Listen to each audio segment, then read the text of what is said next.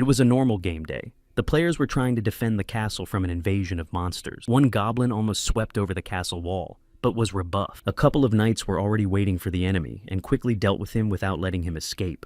The younger knight pierced the enemy with his sword, and he turned to dust. The next goblin did not have to wait long. They climbed the wall in a steady stream. The mages were destroyed. A potion was needed. One knight picked up the sword of a dead goblin, said they needed to concentrate. The other knight shouted that he was the one who destroyed the goblin. The sword was his. He replied that he wasn't stealing it, he was saving it for a comrade. But then both boys were stunned. What kind of reinforcements had come to the castle walls? All who were on the castle wall ducked to the edge to watch. A crowd of angry orcs were running towards the castle gates. One of the knights sat down on the floor and said he couldn't take it anymore. They had run out of potions, he just wanted to die. Another said that there were over 500 people in their guild, but there are only 20 left. The first one asked if this was a joke.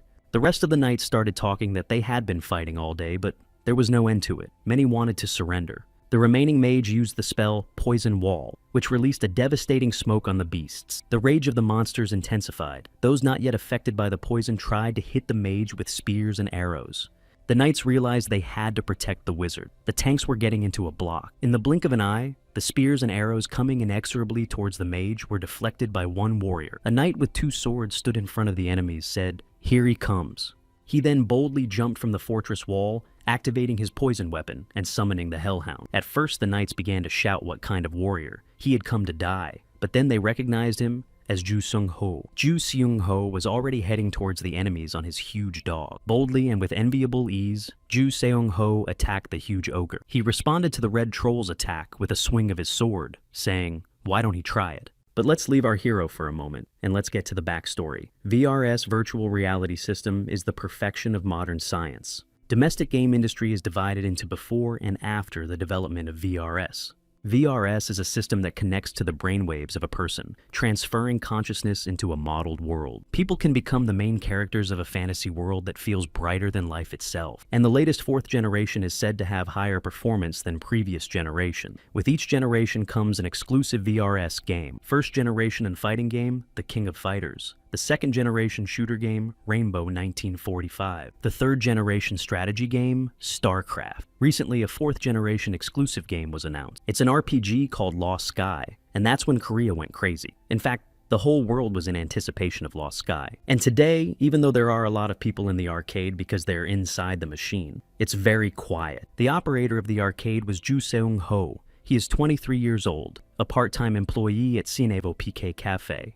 The director entered the room and asked how many people came. Ju Seung-ho replied that right now, VRS a maximum performance. The director cheered. Everything is as expected. Today is also the day of open beta testing. Jo Seung-ho smiled and said that his boss is very excited today. The director said he's prepared. He collected money from all the games he played for the past 3 years. Ju replied that it's his choice. The director bragged that 100,000 is how much ammunition he charged today. Jo Seung-ho asked if the director got his wife's approval. But the director got into a frenzy and couldn't hear Ju. Like an NPC, he kept repeating that he had loaded 100,000 rounds of ammunition today. Then the director looked at his watch and shouted, "My God, look at the time." He said he would leave his store to Ju Seung-ho. Jo Seung-ho agreed. He said that as an employee, he would support him as much as he could. The director said that Ju was his good luck. He said not really. He only helped him improve an item once. The principal shouted that he blessed him from 11th to 12th. What is that if not luck? Ju Seung-ho replied that the principal would be late, therefore must go to the capsule. The principal replied, "Sorry they can't play together," and went to the capsule. Ju thought clearly why he was so happy. The boss took a huge loan to renovate the cafe and replace all the VRS with 4th generation machine. This makes the cafe the only exclusive place for 4th generation VRS in the neighborhood. That's why the price is 3 times higher. Luckily, all the seats in the room were filled. Well, except for one. Kang Jae-jun entered the cafe, a 27-year-old night shift worker at Cinevo PC Cafe, and asked for water. After quenching his thirst, Kang Jae-jung said he wanted to get there faster, but the bus was late. Jo Seung-ho replied that it had just started. Kang replied that he said that because he doesn't know how important the difference of 1 second is in the pro world. Jo Seung-ho realized that Kang Jae-jung was proud because he used to be a pro gamer. Ju Seung-ho only gave in to Kang Jae-jung. The latter resented how he showed respect to his elders. Kang Jae-jung said, reaching out since he's in a hurry, they'll discuss it later. Ju Seung-ho replied that he had already finished preparing his seat. It's time to get in already. Kang Jae-jung entering the capsule said that Ju is handsome. He promised to buy him some dumplings later. Ju thought Kang was so careless. He wished him good luck. Ju Seung-ho remarked that he was so calm. Left alone, Ju Seung-ho wondered why everyone liked VRS so much. 5 years ago, while playing, Ju Seung-ho suddenly fell down. The people around him didn't realize what happened. They reported it to the administrator. The news reported that the teenager shocked everyone during the game. Medics and developers could not figure out the cause or find a cure. According to the specialists, he was in a vegetative state for some time. Due to an accident during his first experience with the second-generation VRS, Ju Seung-ho fell into a coma for a month. But his memories were clear. Even though he could not move his body, his mind and senses were sharper than before. From felt the intense pain of being trapped. After a few minutes, all the pods opened and outraged people started shouting what it was. Ju couldn't understand what was going on. He asked Kang Jae-jun what was wrong. The man explained that it was an amazing first day, when the 4 great nets were seen. This legendary regular maintenance, temporary maintenance, extended maintenance, and emergency maintenance. The director was outraged that he couldn't even go to their website, assumed it would just be a long service. Jo Seung-ho scratched the back of his head and asked what they should do with all those people then. The director replied that Ju Seung-ho's first priority is to take care of the customers, but they wouldn't return the money no matter what. Jo Seung-ho was shocked. He had to somehow handle the situation with a cafe full of angry people. It was raining outside as Ju-sung walked home. He was going through his head of invitations to join people in the game. He didn't have an obsession with games or anything, but how hard it was to constantly refuse. Ju Seung-ho stopped looking at the banner of a new 4th-generation virtual game. He remembered the experts' words that it used to be like this because they didn't have the technology. The developers want everyone to be able to use their product. Back in his apartment, Ju Seung-ho thought everything was really good. A month ago, at the Game Corporation, there was a heated argument in the director's office. An angry female co-worker ran out of the office. A co-worker asked her what the director said. She said the same thing, demanding increased productivity. The colleague said he understood, but it doesn't increase the salary. The woman said, what can they do? They have to do what the boss says. The colleague complained that they are already busy preparing the game for the start of the beta test, asked if the missing data would be taken from the ceiling. He asked if the woman would talk to him again. She was on the verge of exploding. Suddenly, she opened an email about a man with hyper-immersion syndrome. That same day, the woman was at Ju Seung-ho's cafe and asked for his help just once. Ju Seung-ho was indignant about it all of a sudden. She wouldn't stop. His comrades told him to say yes, so Ju gave in. At the gaming corporation, he was brought in for an examination. The employees said it was hard to buy it all, even though it's a research department. The woman explained that the director tried hard to limit the equipment, but they got their way. Jo Seung-ho lay in the capsule under the lamps and pondered whether he could trust this woman. She said that Ju had no idea how surprised she was. It was hard to find him, as if he had vanished. Jo Seung-ho silently thought that of course he had vanished. After all, he received a summons to the military recruitment center after the hospital. The woman happily informed him that his boss had sent them a letter, and that, of course, it was fate. Thinking that flirting wasn't her Ju Seung-ho, dryly asked when the test would start. The woman apologized, said she got a little giddy with excitement. They can start right away. Ju Seung-ho thought that as long as she talked non-stop, he could relax. They started measuring his level. He was in the game. The team members said he was crazy to fight enemies alone, only seen in old action movies. Jo Seung-ho saw it. It's more accurate to say he felt it. His senses were not at their limit. He could feel everything happening around him, even the approaching danger, just like everything else. These strange sensations that come on when he's focused on something. It's been happening to him for a long time. The illusion that the whole world has stopped, and he's the only one moving. Every time it ended with a pain in his head. He had to go to the hospital. He was diagnosed with hyper-immersion syndrome. It's a rare condition that allows him to go beyond his body's capabilities whenever he concentrates. This overload also causes Ju Seung-ho to lose consciousness. But in a virtual world where there are no limits to his body, he can have as much fun as he wants. It feels like nothing is impossible for him, but something went wrong. Ju Seung-ho felt something unusual, like a flow of energy on his hand. His teammates also noticed that he was acting strangely. In the next second, Ju Seung-ho's entire body was pierced by a sharp pain. He fell down. The teammates said to call the admins and an ambulance. Jo Seung-ho woke up to the voice of a woman in the research lab of the Game Corporation. He asked how much time had passed. The woman said about half an hour. She asked if he was okay. Jo Seung-ho sat up in the capsule despite all the wires connected to him, asked what the results were. Looking at the papers, the woman said there was one big problem. Ju Seung-ho heard that the big problem was his reaction speed. And now walking into his apartment, Ju Seung-ho looked at the VRS capsule and said he'd pass. There will still be time for games. and he spent the next evening playing computer games without thinking about virtual games. In the morning coming to work, Ju Sung-ho saw Yong-ji in his desk chair. She said he was early today. It was the boss's daughter. Ju Sung-ho asked Jae-jung to come. At this time, Yong-ji was already heading towards the exit.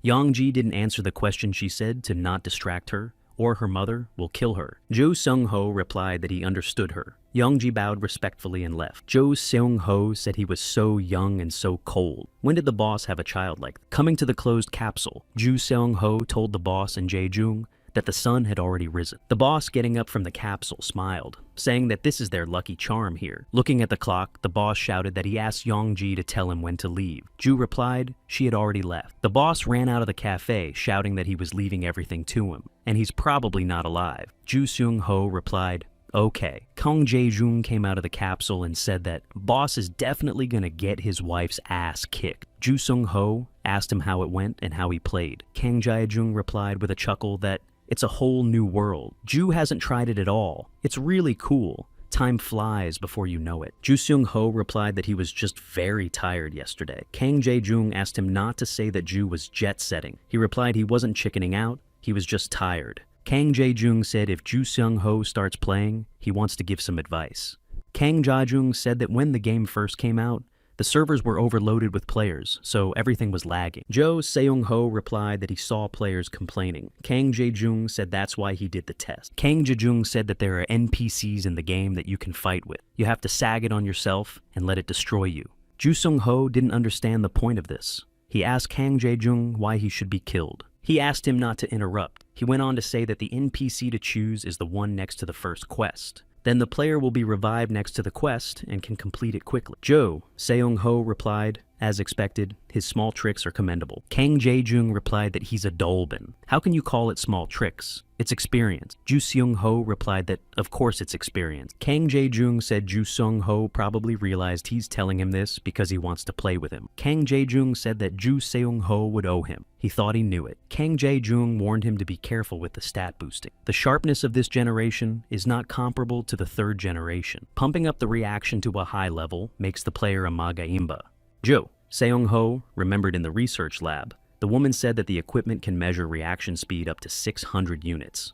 But his stats are much higher than that. Ju Sung-ho didn't understand how. It was explained to him that the reaction rate is the rate of information exchange between the brain and the game system. The higher the value, the more confident a person feels in the game. A normal player has 200 and 300. A pro player is up to 400. Ju Sung-ho asked why he was fainting then. The woman replied that the second generation VRS couldn't handle his reaction level. There was too much information coming into his brain, and that's why he was passing out. Ju Sung-ho understood. He asked what about now? The woman replied it was now that the system could handle it. Jo Seung-ho needs to wear the RTP regulator. Only use the VRS they made especially for him. It was the one he had at home. As he lay down in the capsule, Ji Seung-ho sighed. He said he would try to trust the researchers and play. His game began. When Ji Sung-ho entered the game space, he realized that it was a new Lost Sky game. Jo Seung-ho was lying in a capsule. He didn't really like to change anything in the default settings, so he left the character's name in settings. After looking at the ranking table, Ju Seung-ho was faced with the fact that the game was filled all the way up to the 8th server. Since there wasn't much of a choice, he decided to play on the server with the boss and Kang Jae-jung. After choosing a server, a huge gate appeared in front of him. Ju Seung-ho could start.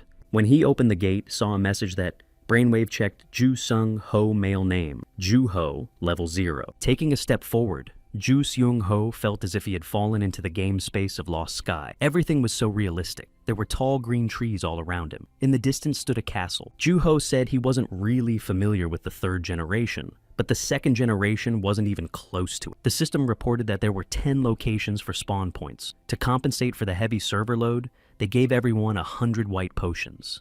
Ju-ho remembered that Kang Jae-jung had told him that the NPCs were right next to the spawn point. He decided to look at the stat tab. He had the most ordinary skills and ordinary items. Of the weapons, only one ordinary sword was available to him. The feeling seemed quite real. The system posted another message that the northern forest was a fox hunting area. Ju-ho realized that his first quest was to hunt foxes. He wandered through the forest. He walked slowly, looking through the bushes, thinking there must be foxes here. A fox jumped out of one bush. Ju-ho was so lucky he found one fox at once. But his joy was short-lived. It turned out to be chased by 2 players. The swordswoman shouted to her companion to be sharper, or they would lose the fox. The guy with the bow shouted that he would try to shoot it, but that was not the limit. In a moment, 6 players ran out of the forest to the fox.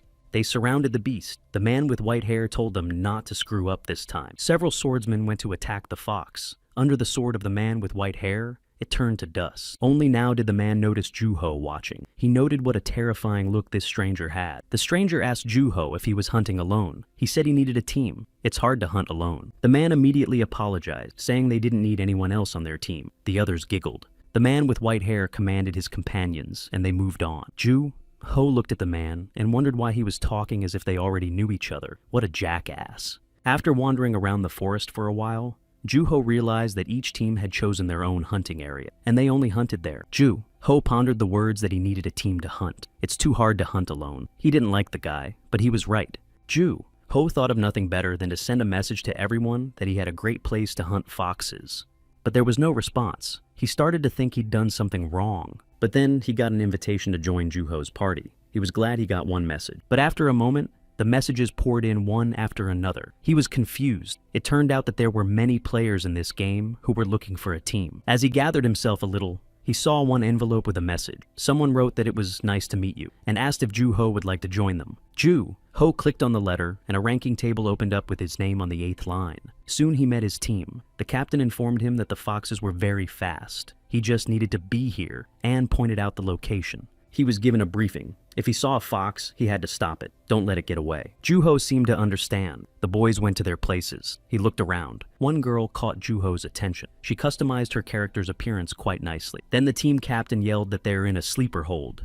Everyone concentrate. A fox appeared in the middle of the clearing. As soon as it appeared, the fox started to run away. Juho thought that when you see them up close, you realize they're really fast. One player ran to the right of the fox and said he would lead it here. Another shouted that he would block one flank. The commander yelled to narrow the circle. Juho stood confused. He was just beginning to understand how they were catching foxes. When the circle narrowed, the players began to take turns attacking the fox until it turned into a boot and gold coin. The team was pleased. Everyone said it was excellent. The captain said that everyone had done a good job. He ordered everyone to return to their positions and get ready. Juho was beginning to realize what was going on here. Juho approached the nice girl, asked if fox hunting was really that good. The quest was finished, but the people wouldn't leave. The girl laughed, replied that after the fox hunt will begin the quest wolf hunt. If a player is hit by a wolf, he will lose a lot of XP, so people stay to hunt foxes to get items and experience.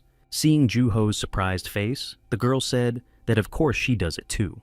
Juho thought for a moment. From foxes to wolves, the gap was too big. The team captain shouted that the fox was sleeping again. Juho and his companion saw the fox running straight at them. The girl swung her sword, but missed the fox. The captain and the others ran after it and shouted that it had to be stopped quickly. The distraught girl stood still, saying sorry. Juho was already running after the others, replying no big deal. Juho focused on the fox. He ran after her without noticing anything around him. He could feel everything again. The speed of the beast's escape route, all the information in a second. All this told him that in a moment it would be in a certain place.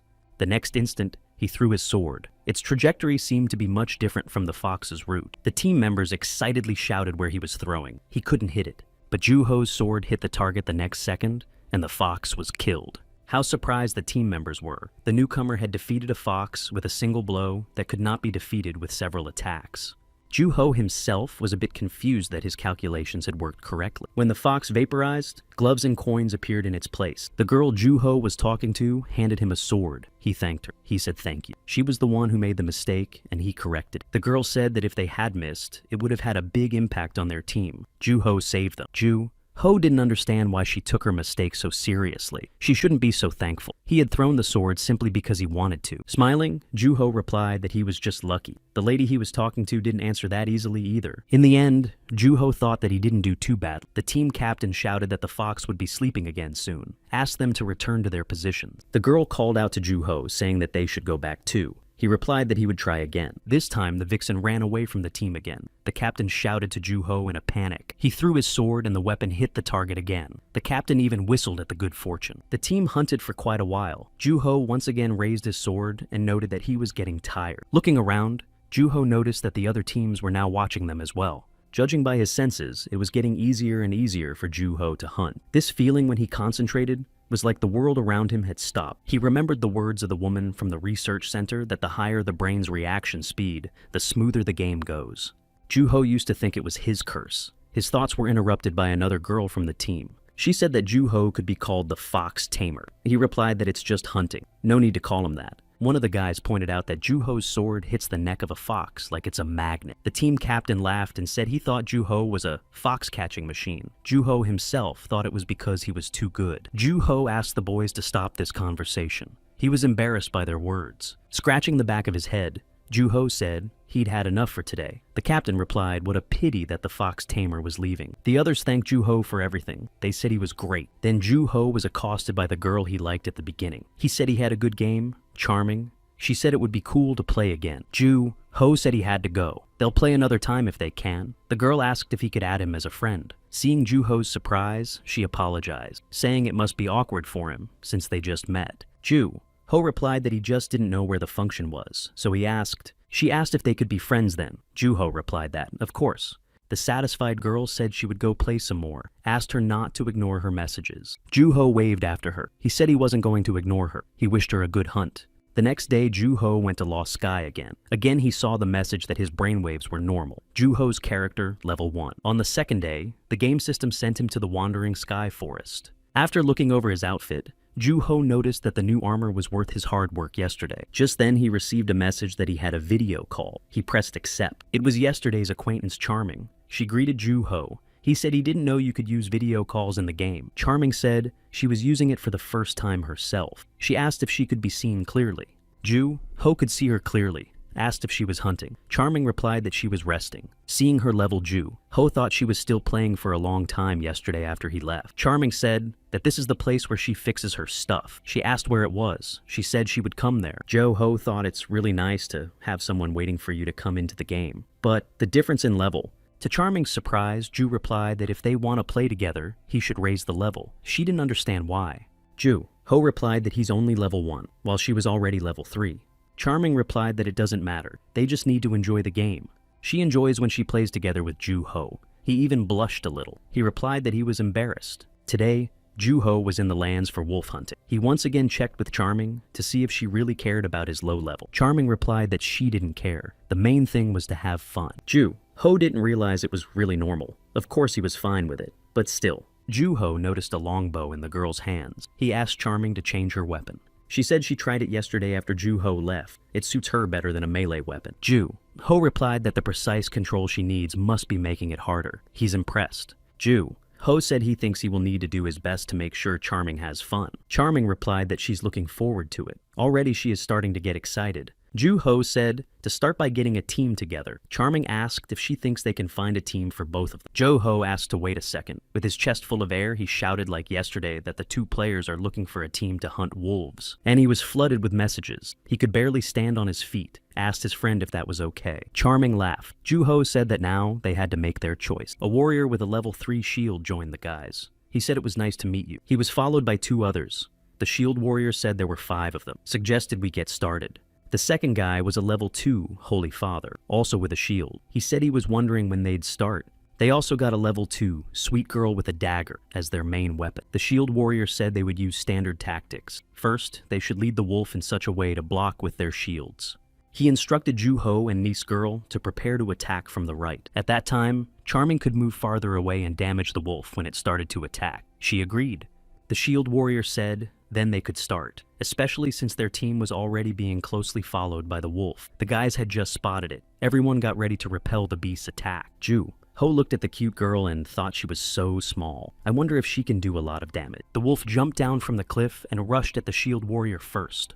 He repelled the attack with his shield. On the other side, the wolf tried to clamp the Holy Father with his shield. Watching this, Juho thought it was much harder than hunting foxes, but the shields couldn't hold the wolf. He pushed them away from him and jumped aside. The next moment, the wolf was at the shielded warrior again, but the Holy Father helped repel the attack with his shield. The wolf even lost some of its strength. The shield warrior shouted that they would soon direct the wolf towards Juho and Charming, telling them to take their positions. Juho knew that, unlike foxes, wolves don't stay in their own territories.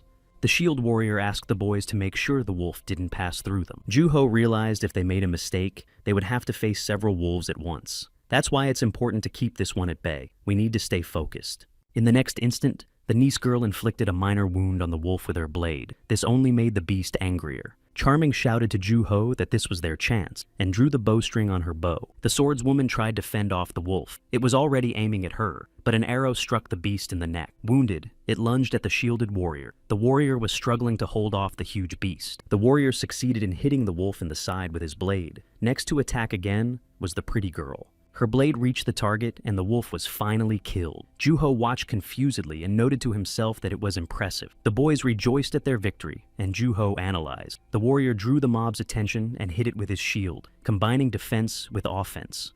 On top of that, he even protects his teammates. Every move is skillful. And then there's that pretty girl. With such a small size, it seems reckless to attack in close combat. But she dealt significant damage to the wolf without any hesitation. She's a berserker, the complete opposite of what she looks like. Looking around, Ju-ho noted that Charming's positioning and timing were excellent. Considering all this, Ju-ho concluded that the team was pretty good. The shield warrior shouted, "Let's all work hard again this time." The wolf was starting to spawn. The shield warrior commanded the guys to get ready. Looking at Honey Girl Ju-ho's attitude, he realized that at this rate, she would slash the wolf alone again. The wolf again went to attack the first warrior with shield standing nearby. But this time, Ju-ho rushed to his comrade's aid. Ju-ho concentrated and landed several precise blows on the beast. The wolf lunged to attack Ju-ho, but the latter, thanks to his lightning-fast reaction, had already set up his sword. That was the final blow. The wolf turned to dust. Ju-ho turned back to his comrades and said that it looked like he was faster this time. Charming clapped her hands. The rest of the guys were shocked. The cute girl shouted, "What?" The team next traveled to the lands to hunt wolves. They were actively destroying one by one. Charmine was overjoyed. She told Ju-ho that she had never seen anything like this. Charmine said she didn't know how to describe it. She just witnessed something incredible. She said when they were fox hunting, he demonstrated amazing accuracy by throwing his dagger right at the target. And here he focused on the wolf's weak spot, while continuing to strike with precision. Ju-ho said Charming seemed to be having a good time. He's glad, replied that it was a great decision to drag him around. It's the same situation as yesterday. The only difference is that the fox has turned into a wolf. They hunted and hunted. After a while, Ju-ho sat down by a rock and said he was very tired. He didn't know how much they had gotten. The speed of the wolf's sleep is faster than the fox's. There are many more wolves. No time to even take a breather. Vaughn and Shield said they planned to hunt a couple more, and then move on to the boars. Asked Ju-ho to join him. He said it would be a pleasure to hunt with a team he felt comfortable with. The shield warrior asked if he could send a friend request to Ju-ho. Ju-ho was surprised and asked again about the friend request. The shield warrior confirmed his request. Ju-ho replied that of course he could. They shook hands. The shield warrior said he was looking forward to their hunt together. Ju-ho replied that he was looking forward to it too. Ju-ho was pleased. It seemed he had a second friend, but then someone tugged on his sleeve. He turned around and saw a cute girl. She asked him if he could have one too. Ju-ho didn't understand. She asked if she could be his friend. He replied that he was looking forward to it. The cute girl shouted thank you and ran away excitedly. Ju-ho thought she was completely different from the hunt. After the hunt, Ju-ho decided to look at the new uniforms. It was a rookie armor, a rookie greaves, and a rookie longsword. After trying out the new skill, Ju-ho decided that it was definitely better than his old dagger. He thought he could handle it, since his strength had increased. A warrior with a shield approached Ju-ho, said his level had increased, asked if he wanted to go to the next land to hunt boars. Ju-ho said yes. He asked the shield warrior if when he blocks a blow with his shield, his health does not decrease. The warrior replied, yes, it does, because his defense level is not 100%. Ju-ho handed his comrade a bag with the potion he got when he entered the game. The warrior replied that it was fine. Ju-ho replied that thanks to the shield warrior, he didn't have to use the potion in battle. He said that he would leave the shield warrior as a tank. It would be better that way, and held out the bag. The shield warrior replied that he would gladly accept the potion then. Truth be told, he could use them. Ju-ho said if anything, the shield warrior should let him know. He was sure it would cost a lot of money to get the potion. Shield warrior was very happy to receive such a gift. He said that Ju-ho was so thoughtful. The rest of the team asked for permission to give shield warrior some potions as well. He was a bit confused. He replied that it's too much. He is grateful, but it won't all fit in his inventory. Ju-ho watched and thought if the stranger saw this, he would mock them for the potion. At the wild boar hunting spot, another team was already tooling around. They were trying to surround the boar from all sides, and when it was trapped, to attack it. But the beast, seeing the hopelessness of the situation, attacked the hunters. They ran away trying to split up, Ju Ho's team watched from the sidelines. The shield warrior said that such a speed would be hard to block with his shield. Based on Ju Ho's observation, after running, the boar stops for a while. It looks like the run-up skill.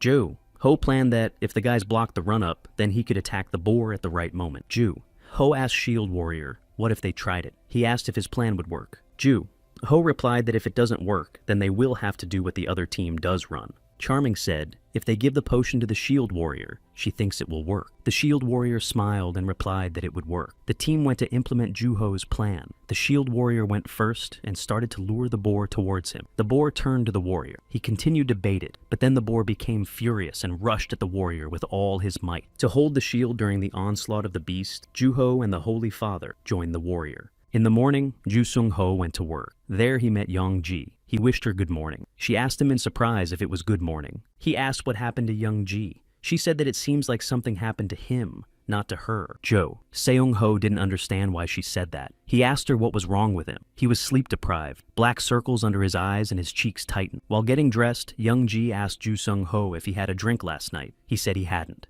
Young Ji said he had bags under his eyes. Maybe he watched adult movies all night. Ju choked on a sip of water. Seung Ho started to resent her assumption, but she said she was leaving and wished him good luck on his shift. Ju Sung Ho grumbled that the little rascal said whatever she wanted. Seung Ho sat down in his chair. He sighed. He felt like a zombie. He wondered if he should not go overboard with the game. But last night really had been an amazing night. He covered his eyes and smiled. Ju Sung Ho remembered how the three of them had held back the shield yesterday, while the boar attacked it. How the shield warrior's health points in the ranking table had been dropping ungodly. But suddenly the beast froze, as if it was replenishing its strength. Juho realized this was the moment. Everyone jumped out of the shield and started attacking the boar with glee. In a moment, the boar was defeated. As a reward for defeating the boar, the team received a helmet and gold coins. All the team members were ecstatic. They shouted that they seemed to have hit the jackpot. The Holy Father offered to play all night. Charming replied if they were careless, they could get a report for cheating. The Holy Father said that if it wasn't a bug, then what could be the problem? The shield warrior thought about it and suggested to take advantage while they can. Ho was silent but worried if everything would be okay. The pretty girl said she thought it was okay too. Father said, Honey Girl approves. What about Juho himself? He smiled and said it would be good to hunt boars all night. The whole team cheered. Juho thought after all they should make the most of this opportunity. And so, they hunted boars all night long. And now, Ju Sung Ho felt devastated. Ju Seung Ho only now noticed that he couldn't see their regular gamers. He thought something was wrong and went to check the pods in the hall. Sounds were heard in the restroom. Ju Seung Ho thought it must be Kang Jae Jung, and the boss wasn't there. I wonder if he had already left, even though he always said that playing all night was a must. Ju Seung Ho thought that them leaving was something impossible, just as if the sun had risen in the south. It was only now that Ju Sung Ho noticed the message on the screen that Lost Sky was having maintenance work done. Of course they are. In that case, they could leave so early. That internet cafe's door opened, and Kang Jae Jung's girlfriend, Yoon So Yoon, appeared on the doorstep, furious. She shouted where that creep was. Ju Sung Ho just started to ask what she was here for. Yun heard sounds from the bathroom and rushed over. Ju said he didn't say a word. Hearing the scuffle and shouting, Ju Sung Ho said it was messy. He'd better go clean up outside. When Ju Seung Ho came back, the guys were already sitting on the chairs. He noticed that Kang Jae Jung had something wrong with his eye. Jo Seung Ho went to Noonam's girlfriend. He said he brought her a non-carbonated orange lemonade. Yoon So Young smiled and said that it would be better if Jun Sung Ho was her boyfriend. Looking at Kang Ja Jung, she said he probably doesn't even know she likes to drink. Yoon So Young noticed that Ju Sung Ho didn't look well today. She asked if he was sick. Without waiting for an answer, Yoon said it's because he's a bachelor and offered to help him find a girl. Jo Seung Ho replied with both hands that it's better not to. He explained that he was just playing all night. Yoon Seung Ho was surprised. She thought Ju Seung Ho didn't play, unlike some people. Kang Jae Jung clarified that it wasn't that Ju Sung Ho didn't play. He couldn't. As the doctor said, it was hyperimmersion syndrome. Kang Jae Jung said, since Ju Seung Ho is also playing, he'll tell him why there's maintenance on the server. Jo Seung Ho asked if it's just a regular update. Kang Jae Jung said he didn't know what server it was on. But some dudes found a bug related to boar hunting. The whole server went on a wild boar hunt. Jo Seung Ho knew what it was about. Kang said that the developers announced the bug to the players. They're still fixing the bug. Jo Seung Ho started to worry. It was because of their team's night hunt. After coming home, Ju Seung Ho went to the game's website. There were a lot of messages in the chat room saying that those users should be banned and so on. Jo Seung Ho didn't think it would get this big. He hoped he wouldn't get banned. But back at the cafe, Kang Jejung said it would be funny if they got banned. All they were doing was using a game feature. Kang said whoever they were, if they were smart enough to come up with such tricks, he would want those players under his wing. While Ju Seung-ho was thinking about what had happened, the work was over, and he could enter the game. Seung-ho lay down in the capsule. A message appeared in front of him, saying, "Welcome to the world of Lost Sky." He now had the 3rd level. The game placed him in the Forest of Wandering Sky. All at once, video calls came from 3 directions. It was his friends Charming Warrior with Shield and Sweet Girl. They were asking how he was doing. Do-ho said hello to all of them. He was surprised that they were all here. Stylo would finish the maintenance work. The team met at the entrance of the Hearthstone market. The guys were the first to spot Ju-ho and called out to him. Ju-ho said they'd only seen each other yesterday. The guys said they were happy to see him. He also replied. The Shield Warrior asked if Ju-ho had seen the notice. Apparently, it's a reward for the night's farming. Charming said, "It's a shame they can't farm like that anymore." Do-ho said he wondered if they would get banned. He said he must have given the guys too much trouble yesterday. They didn't understand what Ju-ho meant. Charming was level 7. Shield Warrior was level 9. Nice Girl was level 7. Ju-ho replied that he was only level 3, and there's no way to play during the day. He will only fall behind. Charming said, she already told Ju-ho that she doesn't care about the level. She's just interested in playing with him. The cute girl backed up saying, "Let's just play together." The Shield Warrior said he doesn't care. With Ju-ho's skills, the level won't make a difference. These words really cheered up Ju-ho. He thought his friends were really cool. Ju-ho said to show his gratitude, he would take them on a new quest. The guys were surprised that it would be a special quest. The day before, Kang found out that Ju-ho had reached the area with the orcs and decided to tell him about the hidden quest. He told him that when hunting in the forest, sometimes red shards would fall as a reward. Ju-ho and the Shield Warrior couldn't figure out what they were. Ju-ho had gotten a lot of them. Kang Jejung explained that he had to take all the shards to the NPC mage to turn them into one big crystal.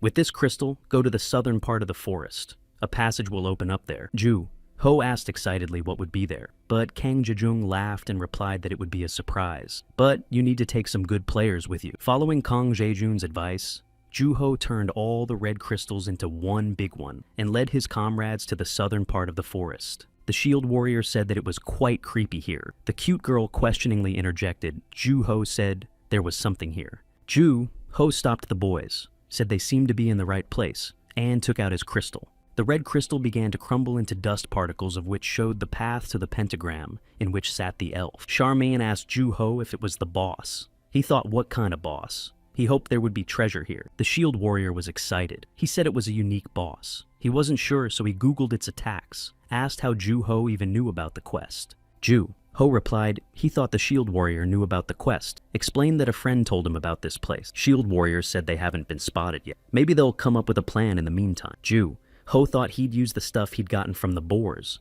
These are 2 long swords. The girls were stunned to see what tools Ju-ho had at his disposal. The Shield Warrior asked how Ju-ho planned to defend himself. In response to this question, Ju-ho demonstrated how he crossed his swords. He said that he just thought he would try it out. The Shield Warrior hesitantly asked Ju-ho if he was sure he should do that during a boss battle. Ju-ho confidently said, "Let's get started." And the boys advanced on the boss. The warrior with the shield went again as a tank. An elven girl got up when she saw them and started screaming. The Shield Warrior thought how small she was.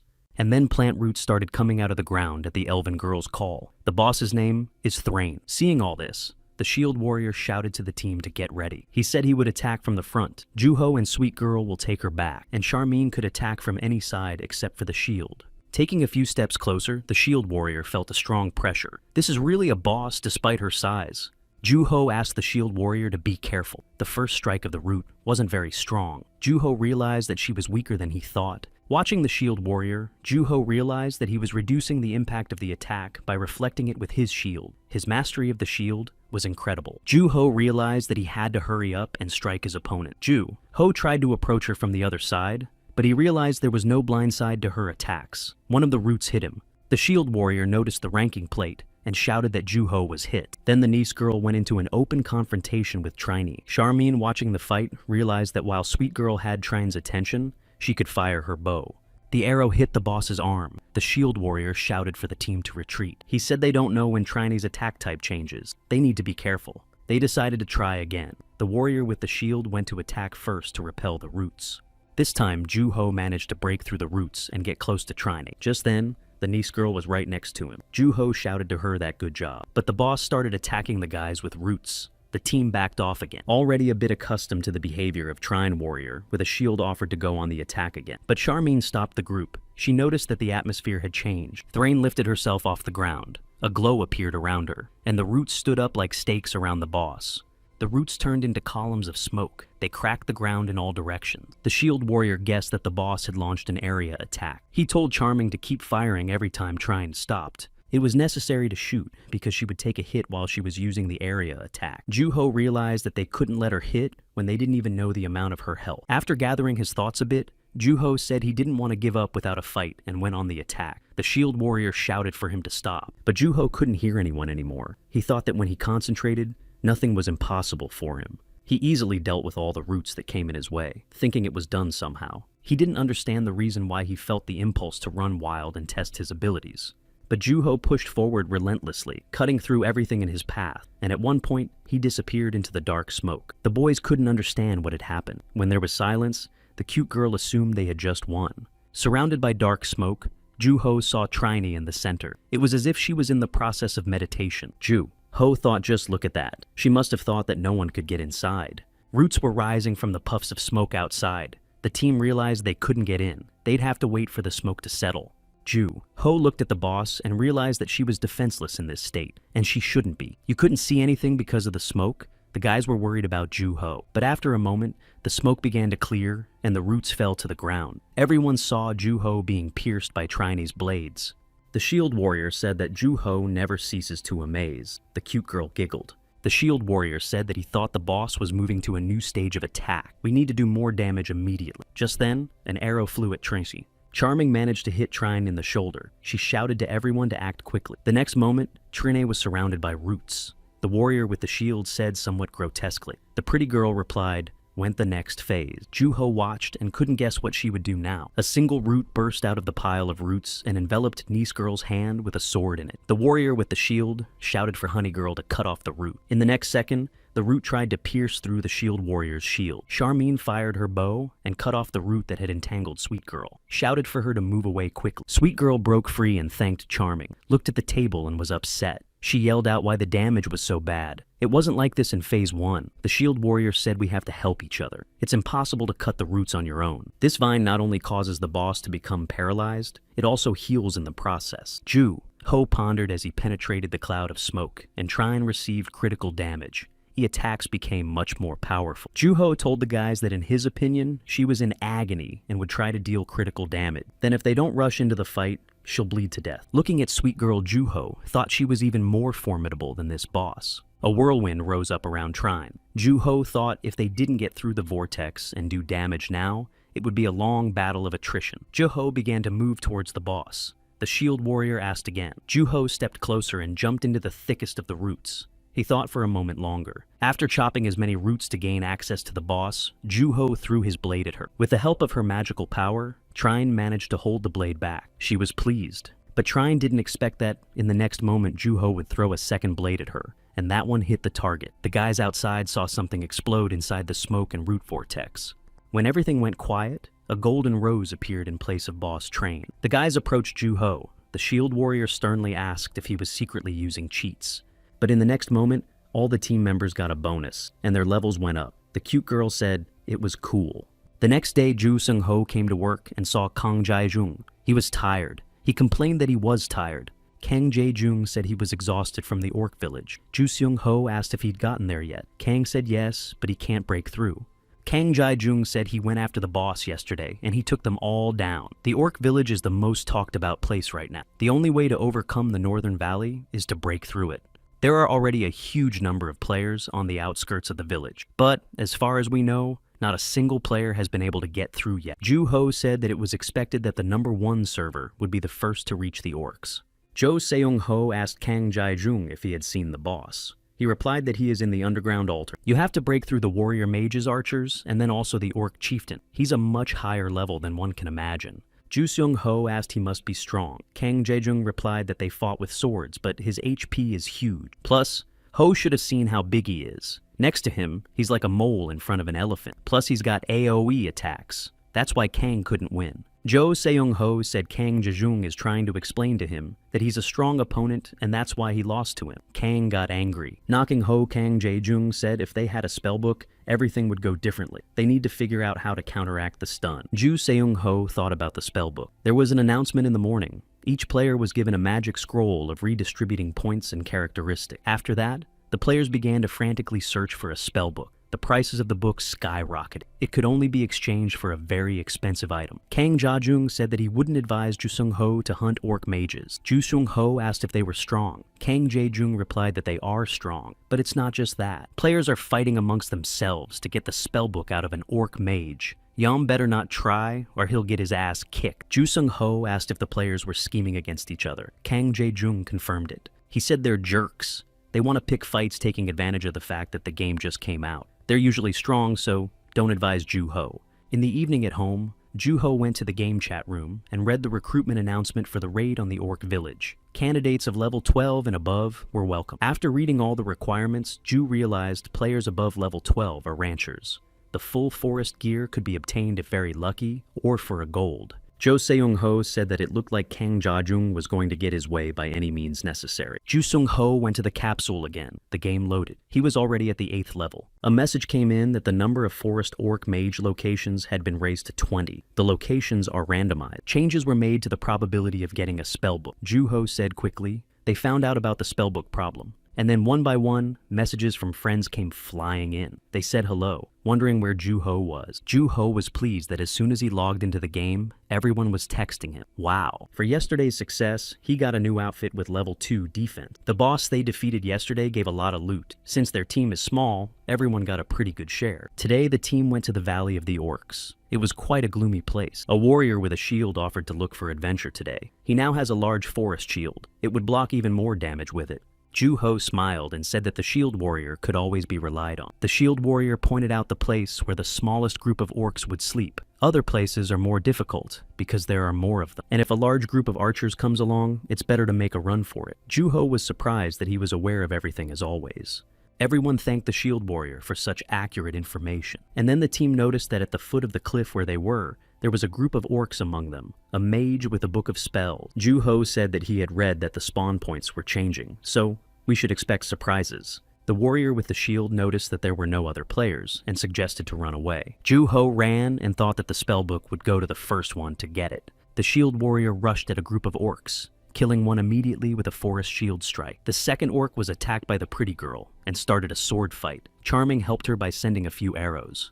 The mage himself was attacked by Ju-ho with the words, "Now suck it." The blade hit the orc mage's eye. With his second sword, Ju-ho defeated his opponent. But there was no time to rejoice in victory. He had to help his friends. Next was the orc the shield warrior was trying to defeat. A few swings of Ju-ho's sword, and the huge orc was already lying on the ground. Looking around, Ju-ho saw happy girls who had also defeated the orc. Everyone was happy about the victory. The warrior with the shield called out to divide the loot. He found a spellbook on the ground. Everyone stood around not knowing what to do. Ju-ho thought they were lucky. The spellbook's probability of falling out has been lowered. Ju-ho asked who needed it. A warrior with a shield is being dropped by shields. The cute girl fencing fanatic. But here's Charming. After a little thought, she asked if she could borrow the book. She said she'd pay. Charming knew that spellbooks cost a lot these days. The guys looked at each other. Ju-ho asked if she wanted to pay. She offered to take it for nothing. To be fair, they would just be splitting the loot differently in today's rinks. The other guys also spoke up to just give the book to Charming. She thanked everyone. Charming reallocated the characteristic points in favor of magic and intelligence. Now she's going to try to use the Book of Knowledge. But then something extraordinary happened. The book rose into the air and turned into a beam of light and entered Charming's chest. Now she could control the magical pentacle with one finger. To the surprise of her comrades, she was able to release the magic arrow.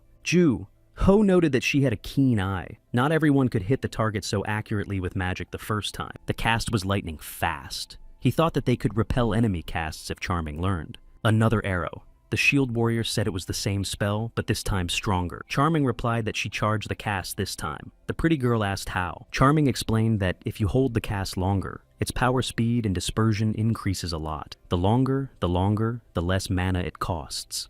She said she would try it on mobs to get used to the long charge. Ho thought he'd never seen Charming so talkative. The spellbook came in handy. The girls chirped like sisters. Charming said she needed to test the length of the cast on her opponent. Ju-ho suggested we keep rolling. The team moved on to find adventure. The shield warrior said he wished they had another mage, but so far only warriors had sprung up. Ju Ho said they were lucky to find one. It looked like an orc mage would be harder to find than a needle in a haystack. But Sweet Girl pointed at the mage. Everyone looked in the direction Sweet Girl had pointed. Jackpot! It was indeed a mage. The warrior with the shield ran to call his team to attack, but another team appeared from behind the rock. Ju Ho even bumped into one of the guys. I wondered where he was drilling to. Ju Ho asked the obviously negative team what they wanted. The guy replied that they had spotted the mage first, so he was theirs.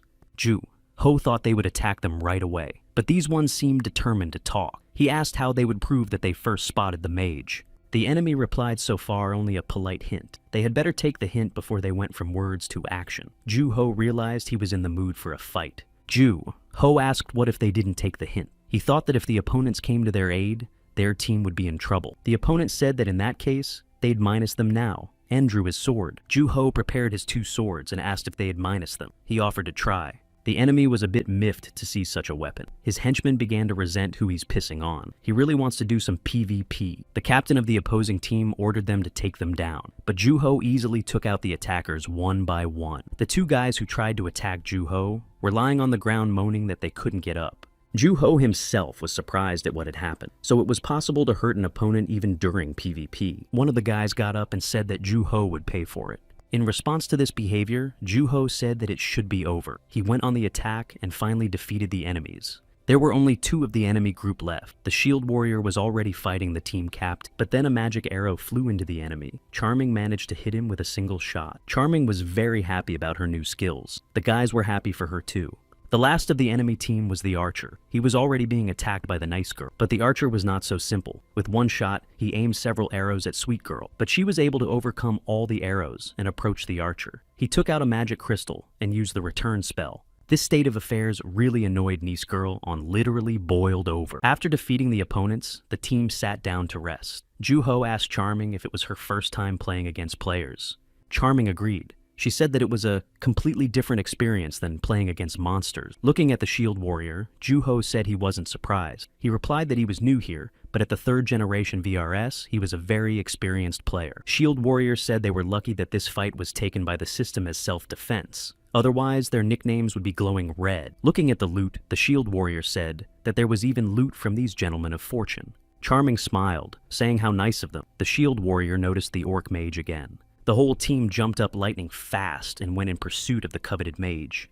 On his way to work, Ju Seung Ho read the game chat. A notification that Server Filion had defeated the orcs from the village said he had gotten his way. Going into the internet cafe, Ju Seung Ho saw Kang Jejung sleeping on the chair. He thought he had a home. He's been here 24 hours a day. No wonder Yoon So Young's girlfriend keeps saying she's going to destroy him. One of the customers asked for help. Ju Seung Ho said he'll be right over. After doing his business, Ju Seung Ho decided to read the game chat. There was a discussion that the orc village had been cleared. Ju Seung Ho was surprised that the orc village now belonged to the players. He moved on to a discussion about selling spellbooks. At that moment, Kang Jae-jung woke up. He lamented that he had a headache. Ju Seung Ho said it's already noon. It's time for him to wake up. Kang Jae-jung drank the soda Ju Seung Ho made for him. He thanked him. Asked if Ju Seung Ho had heard about his triumphant capture of the orc village. Ju Seung Ho was also interested in what loot he had gotten. Kang Jae-jung replied that he couldn't talk because he was very hungry. Ju said that he was a cadre. The next time Ju Ho logged into the game, the first thing Shield Warrior asked him was if he had seen the news that Server 1 had destroyed the orc chieftain. Ju Ho replied that he had. Shield Warrior said they are definitely a nation of gamers,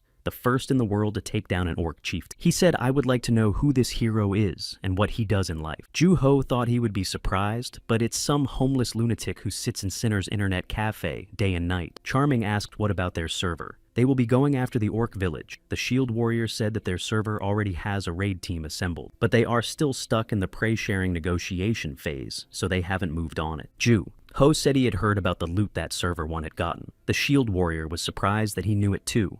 Ju Ho replied that he heard it from a nerd he knew. The chief's glaive and 100 improvement stones. Ju Ho remembered Kang Jae-jung bragging that these were the first enhancement stones in the history of the game, so they were worth their weight in gold. Jo Seung Ho then said that it was cool. Kang Jae-jung said he didn't see anything cool. Because out of the 40 players who went on the raid, only 3 survived. That information shocked Ju-ho. He asked if that was too many. The team went to a local tavern. Charming tasted the food and said she could taste it. Ju-ho said it was incredible. The shield warrior said, "I wonder if Sadeity will be real when he gets out of the game. If that was possible, he wouldn't be out of the game at all." The shield warrior suddenly listened to something. He apologized to the guys, saying that they had written to him in private. He asked his comrades if they wanted to raid the orc chieftain. Charming asked if they would be accepted. Ju-ho added that as far as he knew, only the strongest teams on the server would go on such a raid. The shield warrior said that his friend told him that several of the top teams had fallen apart because they couldn't agree on loot sharing, and it is necessary to fill the missing places in the teams now. Everyone thought for a moment. Ju-ho pondered from what he had learned from Kang Jae-jung. The raid was extremely difficult even for the elite teams. After a short pause, Ju-ho suggested that the comrades start by talking things over. There was confusion going on during the raid. Some were going on the attack, some were shouting to go left. The orc chieftain was so powerful that it was very difficult to hold the defenses. The mages had to be protected because there were almost none left. The orc chieftain went on the attack so that many tanks were blown away by his blows. One of the commanders asked what the losses were. He was told that they had almost no mages left. It was just the beginning of the raid, and the players were already defeated. The shield bearers and swordsmen were working well together. But for some reason, this pig-faced Ambo was so agile that he could easily handle the attacks. One of the warriors said that they should wait for the next phase of the orc's attack. The commander said he knows. But if the warriors are all panicking, the orc went on the attack again. The knights scattered and shouted to stop him, asking what the shield bearers were doing. The shield bearers shouted that he was too fast and they couldn't stop him. Someone asked how many agility points he had in general. The commander, who until a minute ago was planning something, realized that his team was done. The other yelled for all team leaders to send half of their sword team into battle. Our team was number 5. The shield warrior got the message to close the gaps in the defense so the leader couldn't make any more rush attacks. The commanders didn't know how much dexterity the boss has, but they say they can't hold back his rush attack. The shield warrior said he had an idea. It seems the chieftain has it scripted to prioritize long-range enemies. That's why he ignores melee opponents.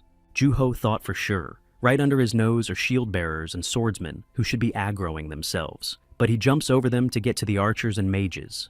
The pretty girl screamed and pointed up. In one leap, the orc chieftain was already over their heads. In the next instant, the warrior with his shield was already flying, bouncing off the monster's attack. Ju-ho and a spearman from the other team ran up to the leader. The orc struck the spearman first. Noticing Charming's archer, he followed up on her, but Ju-ho couldn't let that happen.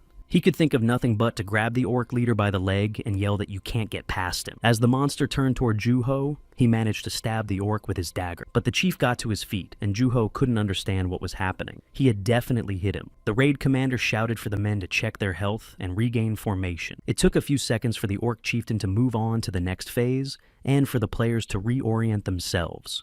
The second commander shouted for everyone to pay attention, as the orc chieftain changed his attack. Ju-ho felt that among all the players, the leader was looking at him intently. The next moment, the orc chieftain howled so loudly that the players fell into a daze. Their bodies wouldn't listen. Ju-ho had lost his guard. Even though Kang Jae-jung had warned about the howl, the orc chieftain went to attack the players, who were dazed from the howling. The commander shouted for the reserve squad to go forward. Sweet Girl stepped into the fray with the monster. From their fight, shards of rocks were flying everywhere. One such shard hit Ju-ho's face. He came out of his daze. He didn't understand why at first. The others were standing like stumbling blocks. He realized it was from the pain. The monster howled a second time. Ju-ho thought it was worth a try. When the howling started, Ju-ho deliberately stabbed his hand with his sword. His assumption worked. He could move. Now he knew he could awaken his muscles through pain before he became numb. Ju-ho realized that howling wasn't the only problem. They had to overpower the chief somehow. A warrior with a shield approached him. He told Ju-ho that he thought this round was a loser. He said it looked like it. The shield warrior started apologizing for getting the group into this. Ju-ho replied that it was fine. It was not a bad opportunity to train. Ju-ho realized that hearing about something and feeling it were two different things. The next round would be different. The next morning, when Ju-ho arrived at work, he was greeted by a cheerful Kang Jae-jung. He asked Ju-ho to show off his raid. The cheerful expression on Ju Sung-ho's face was replaced by a complete decline. Kang Jae-jung laughed. During snack time, Kang Jae-jung explained that Ju Seung-ho had no chance of defeating a monster with such a motley group. If he really wants to play properly, he can go to Kang Jae-jung's server when they expand it. We'll let Bro raise it.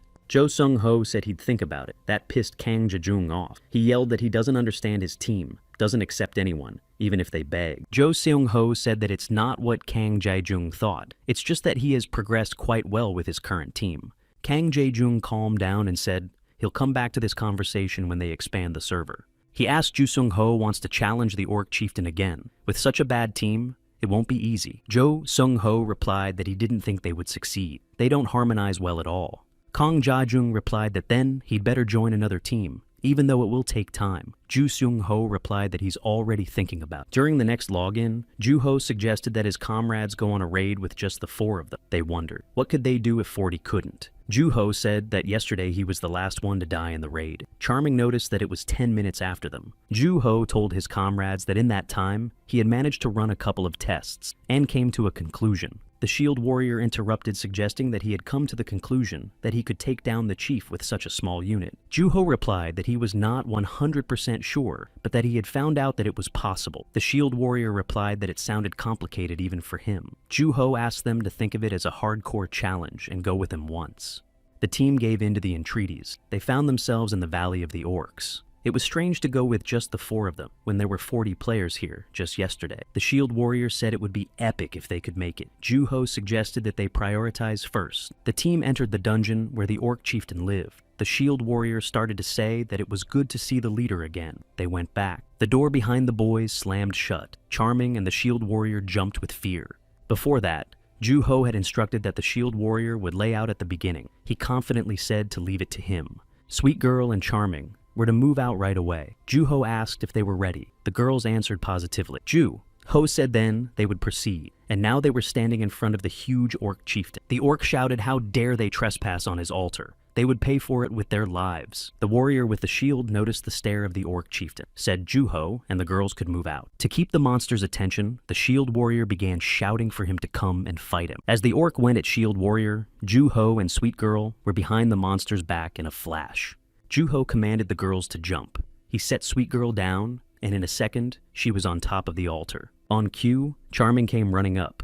Ju-ho planted her. Charming found herself also on top of the altar. The pretty girl shouted to the shield warrior that they were up there, but he replied that he was stuck up there. To help his comrade free himself, Ju-ho threw his sword at the Orc Chieftain. The monster turned to repel the attack. Meanwhile, the shield warrior escaped. And now there were 3 players on the altar. Only Ju-ho remained at the bottom. The shield warrior, after catching his breath, said it was terrible. He didn't think he'd ever do such a thing. The Orc Chieftain saw that only Ju-ho was left in front of him. He started running at him. He said it was time to have some fun. The Orc attacked. Ju-ho dodged the blow. He noted that the chief definitely has a high attack speed. Look at him, but his movements are primitive. No matter how many times the Orc Chieftain tried to hit Ju-ho, he always dodged thanks to his instinct. After a while, Ju-ho shouted if all the boys were ready, told them to attack as soon as the chieftain was in their range. Charming was the first to fire, sending a magic arrow at the enemy. She was immediately supported by Shield Warrior and Sweet Girl with regular arrows.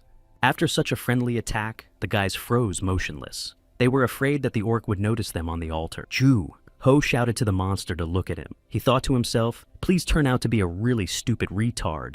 And his plan actually worked. The orc attacked him. Ju-ho shouted his thanks for being dumb as a rock. Ju-ho continued to wear down the orc chieftain, dodging his swift but incongruous blows.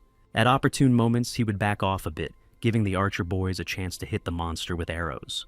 He gave a great shout, told him to keep slicing the enemy in a similar fashion. After another attack like that, Ju-ho saw only puffs of dust in front of him. He didn't realize where he had gone, but the orc changed his strategy and came from the back. It was a mega strong blow in which the orc leader put his power, but Ju-ho dodged the attack this time too. He shouted that he couldn't do it. He was too confident. Following his fist strike, the orc decided to strike with his staff. Ju-ho realized he was about to take damage. He had no choice but to cross his 2 swords to defend himself. And then, the unbelievable happened. He was able to deflect the orc's powerful blow. The guys still sitting on the rock, who could not see much in the dust, shouted asking Ju-ho if he was all right. He replied that he was almost out of it with a single blow. He himself took out a potion thought, considering that the orc only drove him crazy, spent half of his HP. But to top it all off, Ju-ho began to feel a tingling sensation in his palms. He wondered with horror if it was possible. He remembered the words of the female researcher, that even with the RTP restriction, staying in the system for long periods of time, or too much concentration would cause Ju-ho to have the same problem as before. Looking at the furious orc, Ju-ho thought how bad it was. Why did it have to happen now, and not at another time? The monster had begun its transformation period to its base state. Ju-ho ordered himself to dive headfirst into the game. Once again, he made a small scratch on his arm with his sword. After a moment, the orc chieftain entered the howling stage. The guys were asking for Mr. Ju-ho to swat him. In the scattering dust, the monster discerned Ju-ho's silhouette. The man said thanks for the orc cheering him up. He thought he was about to fall asleep. The monster started howling again with fierce intensity. Ju-ho did his trick again, said it might be a game, but getting hurt feels lousy. The orc leader shouted that he was done for, and began to pick up speed to attack. Now the monster was using his staff instead of his fists. Before it could hit Ju-ho, the guys fired. When the orc became wounded for a second, Ju-ho also managed to catch him with his sword. Ju-ho mentally adjusted himself to focus to avoid most of the blows. He realized that no matter how focused he was, but if he dragged this out for too long, it wouldn't be good. Not to mention that Ju-ho would soon run out of elixirs. Despite his wounds, the chief seemed invulnerable. Ju-ho wondered what he ate to make him so strong. Ju-ho warned the boys that he would soon run out of potion. Charming asked if they should help him. Ju-ho said, instead of going down and putting themselves in danger, the boys should hit one spot on his signal. He said he wouldn't stop attacking now either. He used both of his swords. He said he would try to do more damage. Charming asked if it was too dangerous. Ju-ho said that if they failed on the next attempt, they would have to retreat. Ju-ho concentrated, figured now it was either orc or him. Then let's do it. The monster sucked in a breath of air. Ju-ho realized it was going to howl. He went on the attack, shouting, thinking he'd let him do as he pleased. In Ju-ho's mind, it was all or nothing. He deftly jumped over the monster and went to attack from the back. The orc turned and a fist flew at Ju-ho, but he dodged the attack. He himself immediately struck back, and so the fight continued. At one point, Ju-ho saw that the chief's staff was aimed at him. He was able to retaliate with his sword, and an incredible thing happened. Ju-ho was able to knock the staff out of his hand. In the next moment, Ju-ho dodged and managed to wound the monster. The monster sat down on one leg. He shouted to the guys now, and the archers on command hit one point with their arrows. And immediately Ju-ho went on the attack with his two swords, shouting for the enemy to die already. Ju-ho struck the decisive blow. Finally, this hard, grueling battle was over. The orc chieftain was reduced to ashes. He left his sword stuck in the ground. He fell on his back and said happily, "It's finally over." The boys ran to him cheering his victory. Meanwhile, on the same server, a white bone raid was underway. The cocky commander was yelling at his warriors about what they were doing, why they weren't taking damage. He was pushing forward a squad of shields to protect the mages and archers.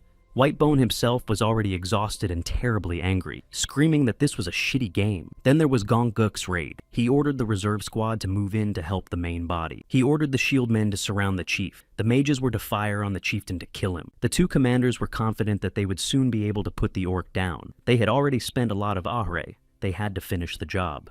And then all the players saw a bright glow. This had never happened before. Then everyone looked at the orc leader. He began to turn to ash.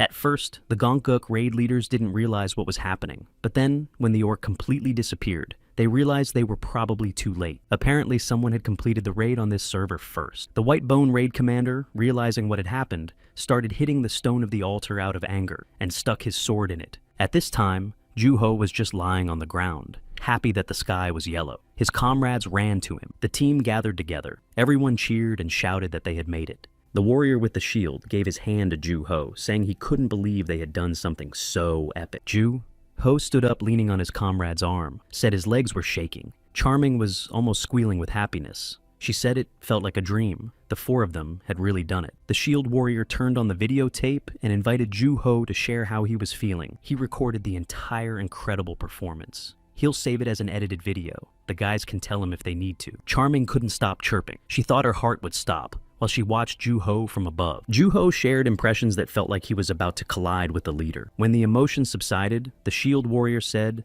they only had to collect the reward for the victory. Ju-ho said, "Go ahead." There was a lot of gold, a book of box books, and the staff of the orc chieftain waiting for them. The shield warrior took the staff in his hands and said, "This is the famous orc chieftain's glaive." Charming said that there were so many books with spells she had never heard of before. The pretty girl looked at the boxes. Her eyes lit up. There were enhancement stones in there. Ju-ho just looked at the treasures and said so many of them. The warrior with the shield laughed that it was possible to divide the loot of 40 people into 4. Ju-ho looked at the guys and couldn't believe that the 4 of them had actually managed it. He asked the boys if they knew that the real reward for a chieftain raid was something else entirely. The team was in a bit of a stupor from what they heard. The shield warrior was very surprised to hear about the real prize.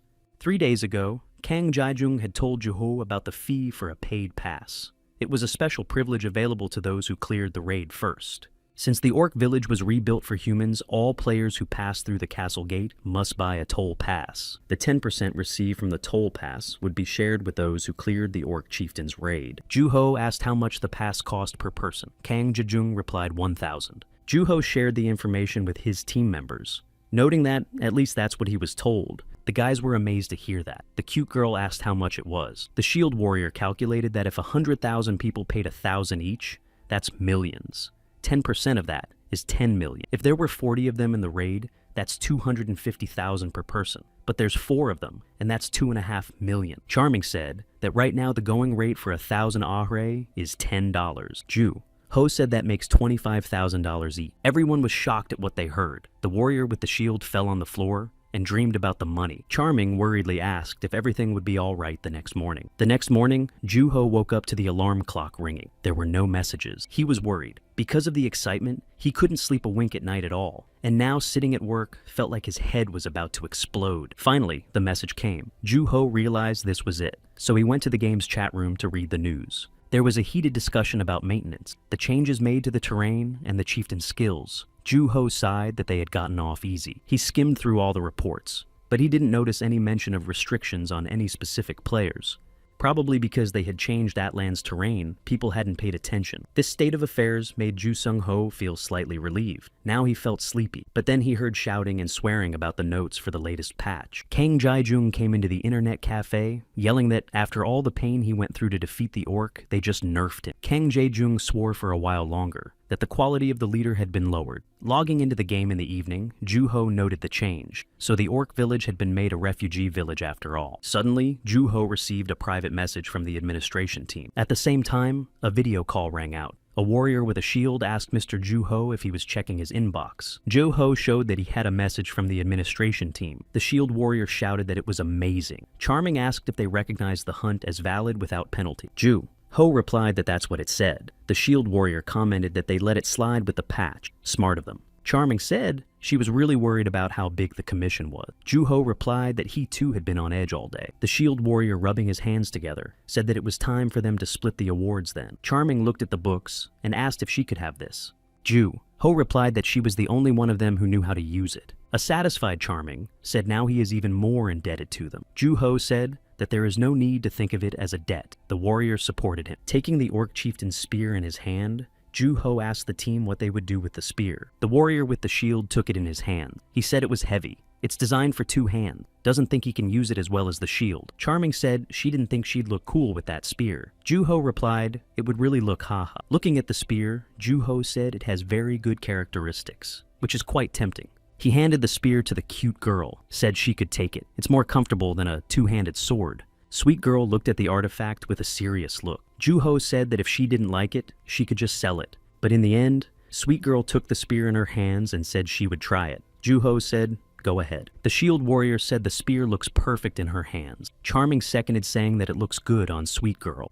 Ho, rubbing his hands, asked why they don't share the improvement stone. After a while, the refugee village was disturbed by strange screams. It was the guys trying to use the enhancement stones. Juho said he was just watching and was already sweating. The shield warrior said, how dare she use enhancement stones on such a super rare item? But Sweet girl replied she wants to try it. A message came back saying that the 4th orc chieftain's 4th glaive had successfully improved attack 5-9. The stats had increased by 4 positions. Juho exhaled that she had luckily succeeded. The shield warrior said she managed to bring her attack to +4 at a time. She is very brave. The cute girl's eyes lit up. She said she wanted to try again. Charming yelled for her to stop. Charming shouted for her to stop. The people of the village began to slowly gather at the alley where the transformation was taking place. After finishing the loot sharing, the team went to the werewolf territory. Juho said a big thank you to Mr. Shield Warrior. The timely preparation of the materials was very helpful. Shield Warrior replied that he was early in the game and it wasn't difficult for him. Charming walked on and said it was so desolate, although she really likes the silence of this forest. Juho said all you can see around here are rocks. This is one of the forgotten fortresses. This is the area where they will find the so-called final boss. The shield warrior said none of the users have found the castle yet. If someone finds it one day, it will become a hot topic. Ho replied that he hoped they would have that opportunity this time. Looking at Cute Girl, the shield warrior said that she scares him. She was fall crazy yesterday. Ju-Ho said it was because she improved such a rare item to level 5 at a time. The shield warrior said, if Mrs. Charming hadn't taken away the improvement stones, Sweet Girl would have continued to improve the spear until it exploded. While talking, the boys approached the Western Wolf Cave. Charming, with the help of her magic books, conjured a light. It was the spirit of a phoenix. The bird illuminated the team's path in the cave. Charming asked, didn't they go straight into the dungeon instead of walking through the field first? Ju-Ho also wondered how it was that they missed the field. The shield warrior replied that the field was overloaded right now, so it would be hard to find a free space there. Considering that their team earns income from selling items and the pass percentage, it would be fine even if they went straight into the center of the dungeon. Ju-Ho said, as if they could advance just because of their equipment. The shield warrior asked just for the sake of it. He said he still had faith in their skills. Charming said, well, she learned to cast light in time. Ju-Ho replied, it's really useful in dungeons. No need to worry about torches. After looking at the map, Warrior with Shield said, he can't understand why there are no people at all in this dungeon. Where are all the mobs? Charming said to be careful. It's a labyrinth, so they can't know if any mobs will suddenly jump out. A cute girl was walking along and looking around said, cute. Suddenly in the darkness of the cave, she saw the outline of someone. She shouted that there was someone here, and out of the darkness of the cave, a werewolf jumped out at the team. The warrior with the shield shouted that its bites would be quite serious. Charming said it was strikingly different from the wolves they had hunted before. The cute girl said those wolves were more like puppies. The guys called her a weirdo. The warrior with the shield said he was definitely very strong. Asked the boys to be careful. The werewolf howled. The shield warrior warned that it was coming. We have to be careful. And the next second, the werewolf was already hitting his shield. The shield warrior was amazed at the werewolf's strength. Du-Ho said he would help and ran towards him. As he approached, Du-Ho thought and really thought. He had definitely hit the werewolf, but it was still able to repel the blow. Its reaction algorithm was very different from the normal mobs they had encountered before. He has advantages in terms of strength, and he's also incredibly agile. It's not so bad that Ju-Ho can't fight, but he will definitely take a lot of damage. Charming came to Ju-Ho's rescue with his magic arrow. He asked if he thought Charming's magic was getting weaker. Charming said, if she lets out a full charge, it's like he senses her energy and follows her. This makes the damage of her hits lower. The shield warrior said that the mobs get stronger once the players evolve a bit. Charming asked the niece girl if she wanted to try what they had practiced earlier. She replied that she was willing. Charming activated the binding spell with the help of magic charm. Roots emerged from the ground and firmly twisted the werewolf. It howled. Now it was Cute Girl's turn. She attacked with the spear of the orc chieftain. Watching her attack the shield warrior said this item is really incredible. Ju-Ho replied that it's not just an item. It's a personalized item that has been improved 5 times. After defeating the werewolf, Mila the girl ran up to Charming and shouted Oni, respectful address. She did it. Ju-Ho thought since when they were so close. Ju-Ho said that Charming's binding technique is extremely useful. The shield warrior said it was obvious that their team had worked well together during this time. Ju-Ho supported him by saying, right. Also, everyone is getting stronger. Ju-Ho started to fight the next werewolf again, but it wouldn't yield to his sword. That's when Sweet Girl came to his rescue. She called the werewolf small and used her spear. The team had another victory thanks to Sweet Girl's magic spear. Ju-Ho said that once they got out of the dungeon, he would need another wolf sword. The shield warrior replied that he thought it was a forest sword and an entry-level item more suited to the previous stage. Ju-Ho thought about it and said he would just take the wolf sword. The shield warrior replied, good idea.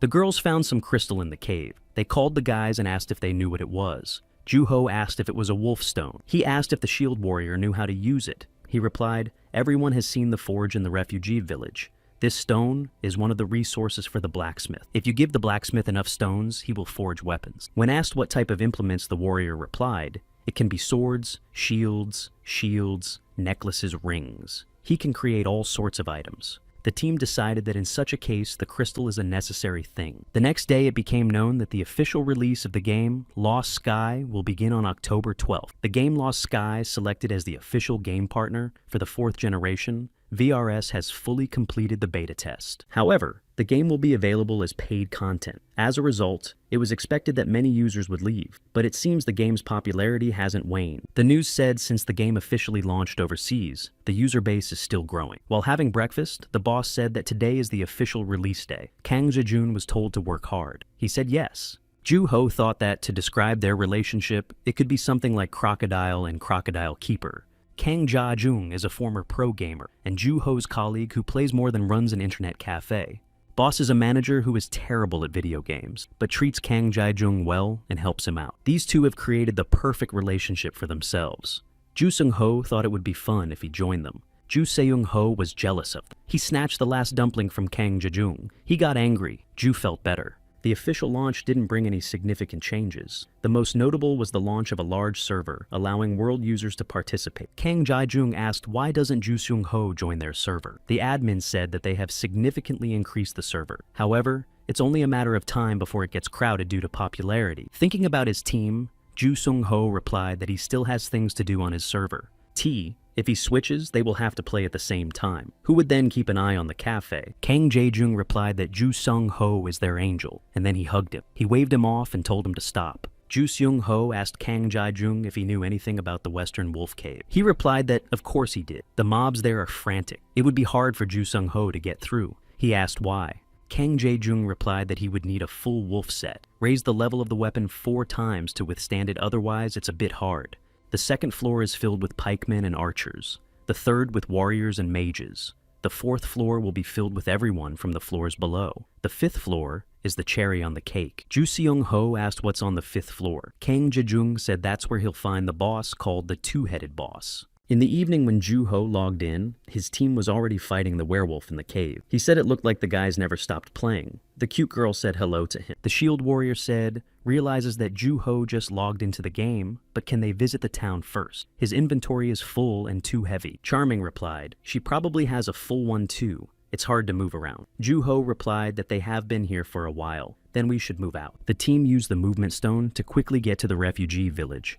Charming said, there are always a lot of people here whenever they come. The shield warrior replied to be careful. One could get lost. Ju-ho suggested finding a place to sell and sort through their belongings. He suggested they could sell everything except the wolf mana stone and the enhancement stone. The guys and girls went in different directions and agreed to meet later. The guys set up outside and laid out all their items. But no one was buying. Ju-ho said they were selling even cheaper than the market value, but still no buyers. A girl came up to the guys.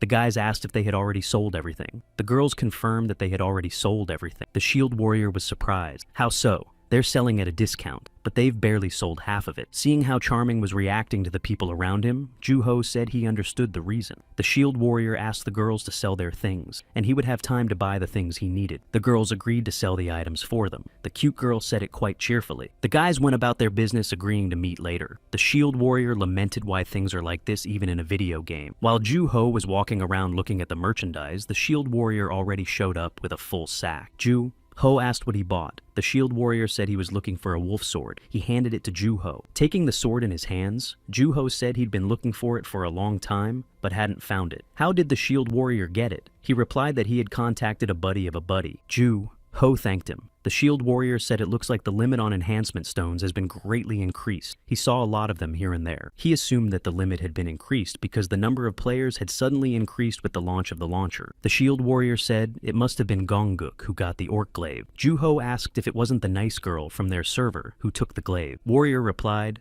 this pattern is similar to the previous game, but there is a chance that the monster will reset the item distribution after maintenance. Gongguk must have been a long-time gamer. He rushed to destroy the orc chieftain as soon as the maintenance was over. Ju-ho said he respected his tenacity, but it's a shame that there are few glaives on their server now. The shield warrior replied that he's pretty sure the only one improved 5 times is only on their team. Ju-ho replied that it was true. The guys went back to the girls. The shield warrior took out a rod from his bag and presented Ms. Charming with it. She was absolutely happy, screaming at last. Ju-ho thought that the shield warrior's buying power was incredible. The shield warrior replied, thinking he just knows a lot of people since he has been playing for a long time. Charming said, they really got a lot of benefits from defeating the orc chieftain. He thinks they should thank Mr. Ju-ho for that. And then the guys all started thanking Ju-ho, saying it was all thanks to him. He got nervous and asked why they were suddenly acting like this.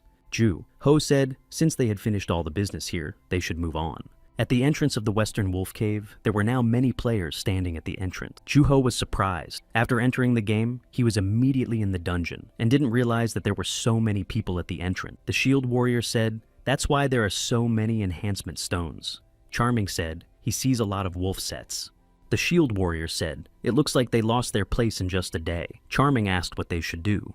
Ju-ho replied that in that case they should go down to the 2nd floor. The team did so. They went to the second floor of the wolf cave. Juho said that he had heard that the mobs here use spears and bows. The shield warrior said, Charming's stats are focused on intelligence and magic. That's why her defense is low.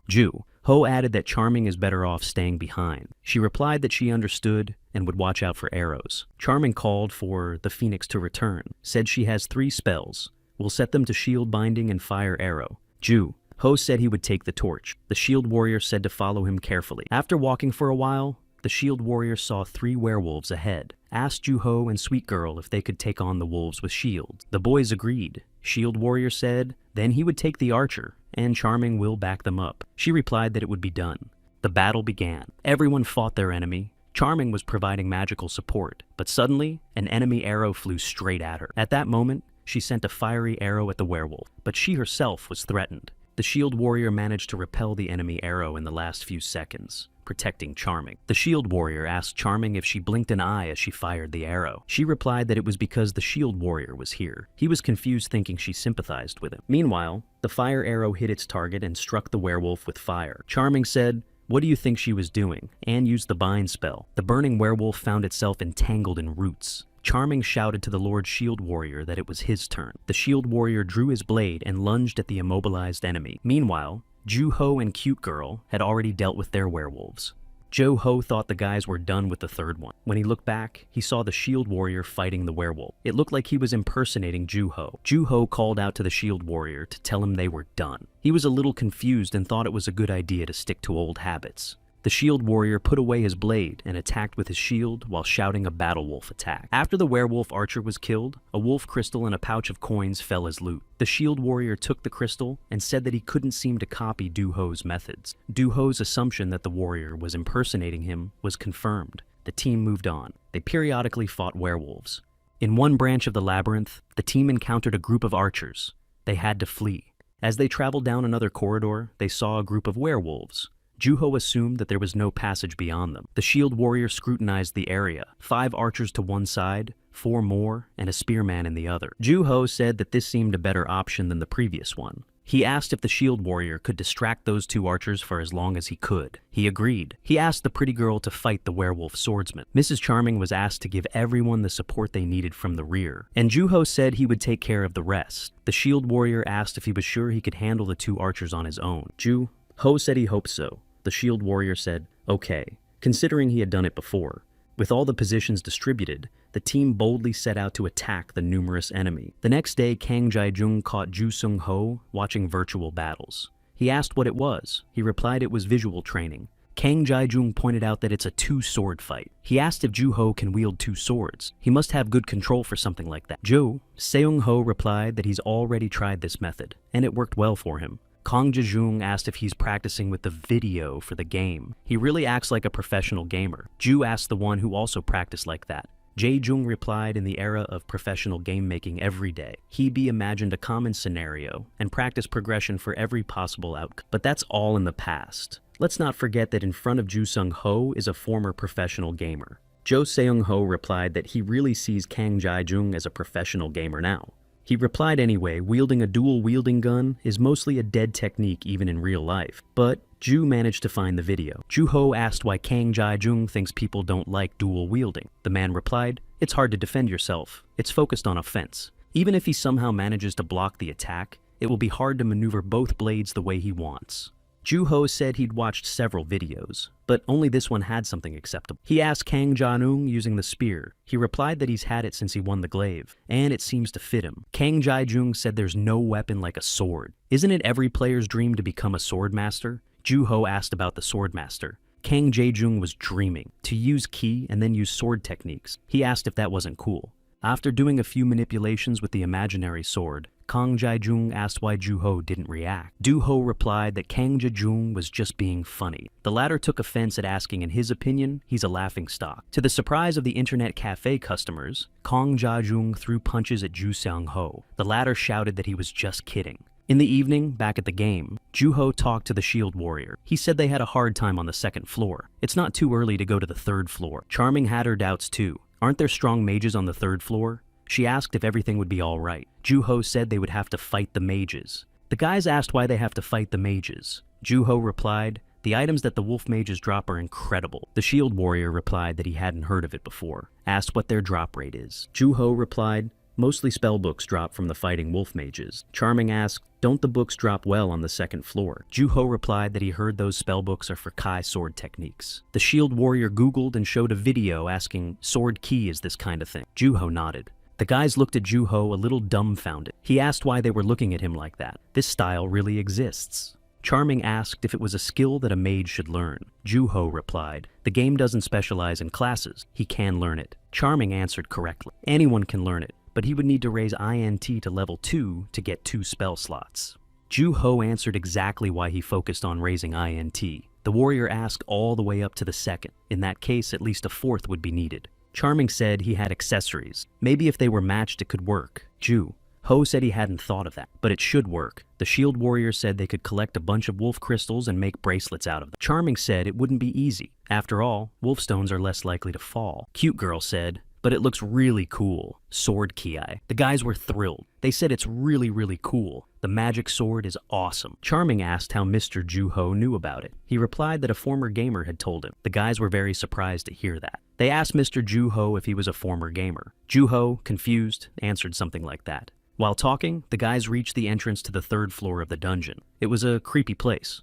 A guy from the other team called out to them and said that this was the 3rd floor. The warrior with the shield replied that they were aware of it. The guy was surprised that there were only 4 of them. The shielded warrior asked if there was a problem. The guy replied that they probably have no idea what's up there. He grinned and wished the team good luck. He told them not to cry later. The warrior with the shield followed the stranger and said what a rude man. As he approached his team, he grumbled, look at his pathetic shield. Juho didn't understand what was going on. A confrontation between 2 people with the same type. The guys walked down the stairs. The further they went down from the 2nd floor, the brighter it got. The warrior with the shield said it was already safe to put the torch away. Juho replied that the 3rd floor was quite bright. When the stairs ended, the boys found themselves in a long corridor lit by torches and lamps. Charming said, it looks like not many people go down to the 3rd floor. It's quiet. Juho replied, she's right. Why is there no one here? Vin with his shield spotted the mobs and showed the team 2 huge werewolves.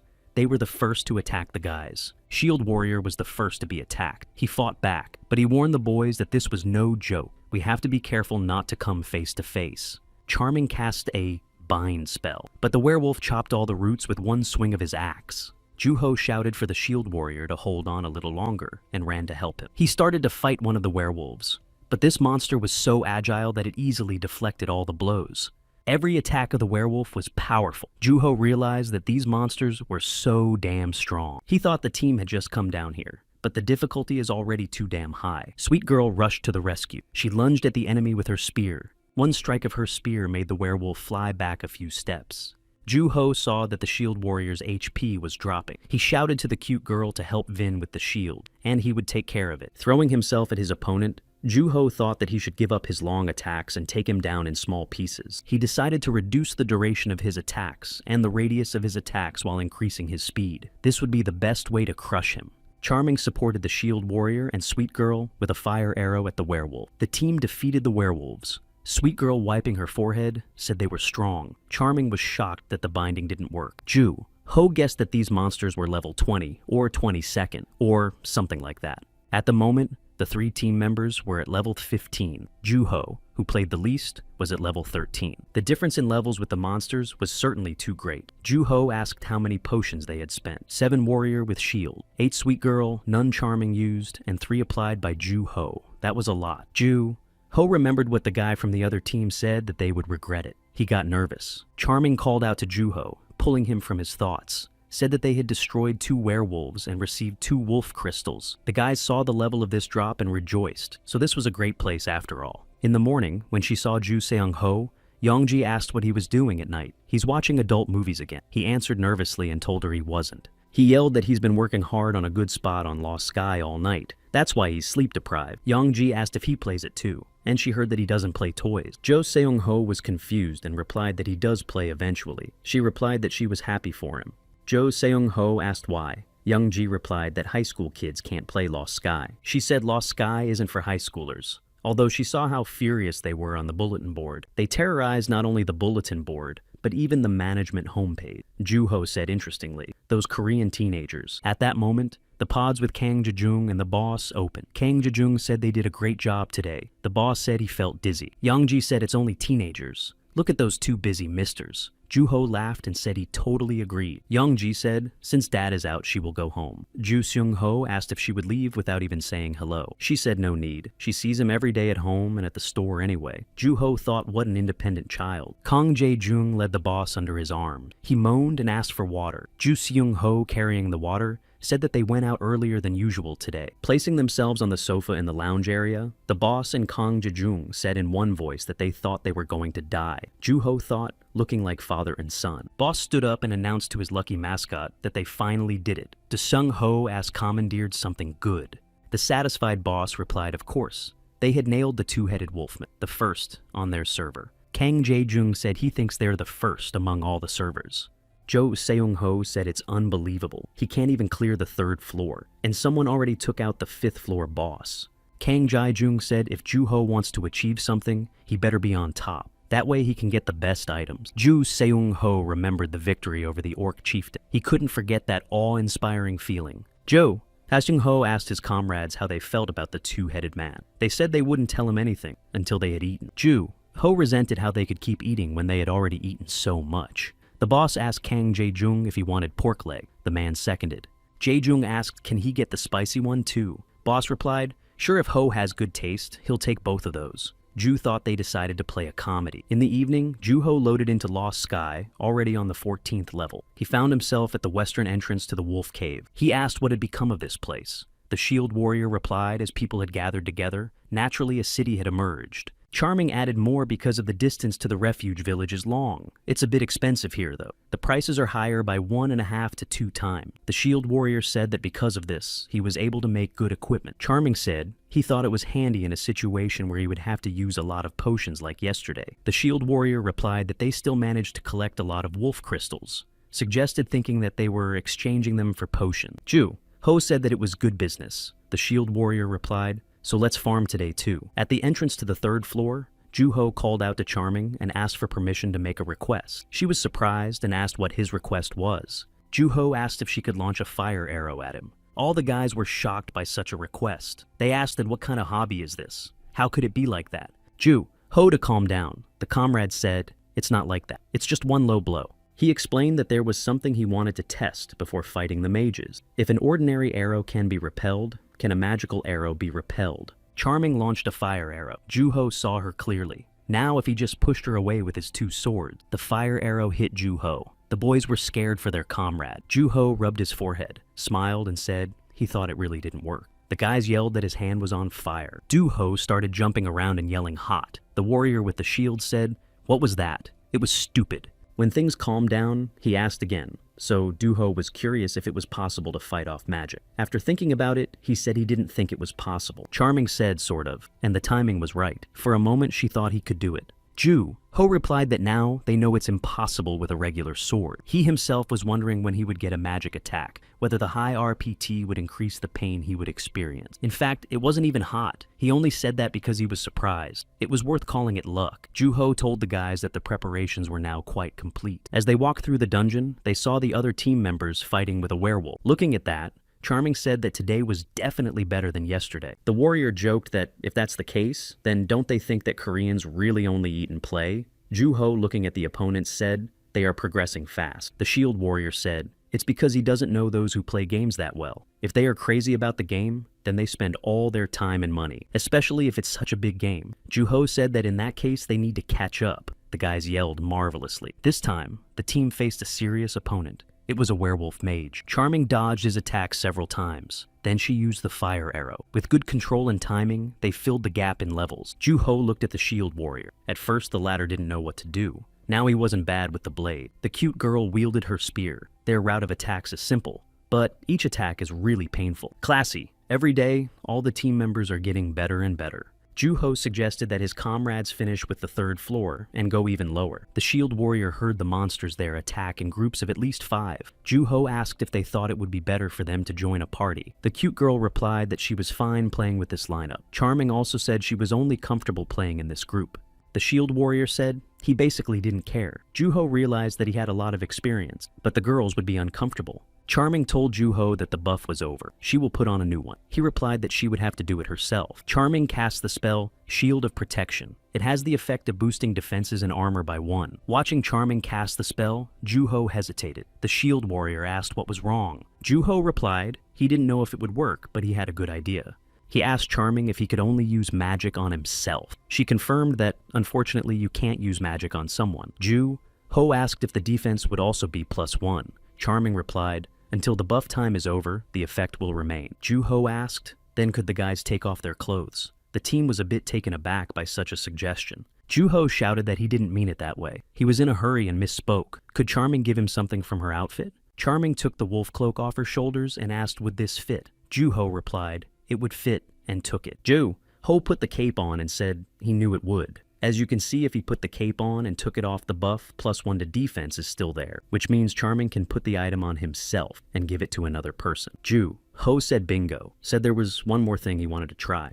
The guys went down to the 5th floor of the West Wolf Cave. They met a 2-headed fighting wolf there. The shield warrior said now he was a little scared seeing this monster in front of him. The cute girl said he looks really strong. Ju-ho replied that he is. But in this condition, they will clearly destroy him. The shield warrior said he would try to attack first and move towards the enemy. The 2-headed wolf's blow was very strong, but the shield warrior was amazed that his HP didn't drop. Ju-ho's plan worked. The 2-headed monster howled so hard, it knocked him off his feet. But the guys didn't drop an ounce of health. The shield warrior said he was a little scared at the sight of the monster, but it didn't give him a drop in health. Maybe we should start beating it up. Ju-ho commanded forward and attacked the 2-headed wolf. The 2-headed wolf used magic techniques. Ju-ho shouted that it wouldn't work. It's better for the wolf to just give them the rewards right away. But yesterday when the team was planning this, Trek Charming was sure it would definitely cause problems.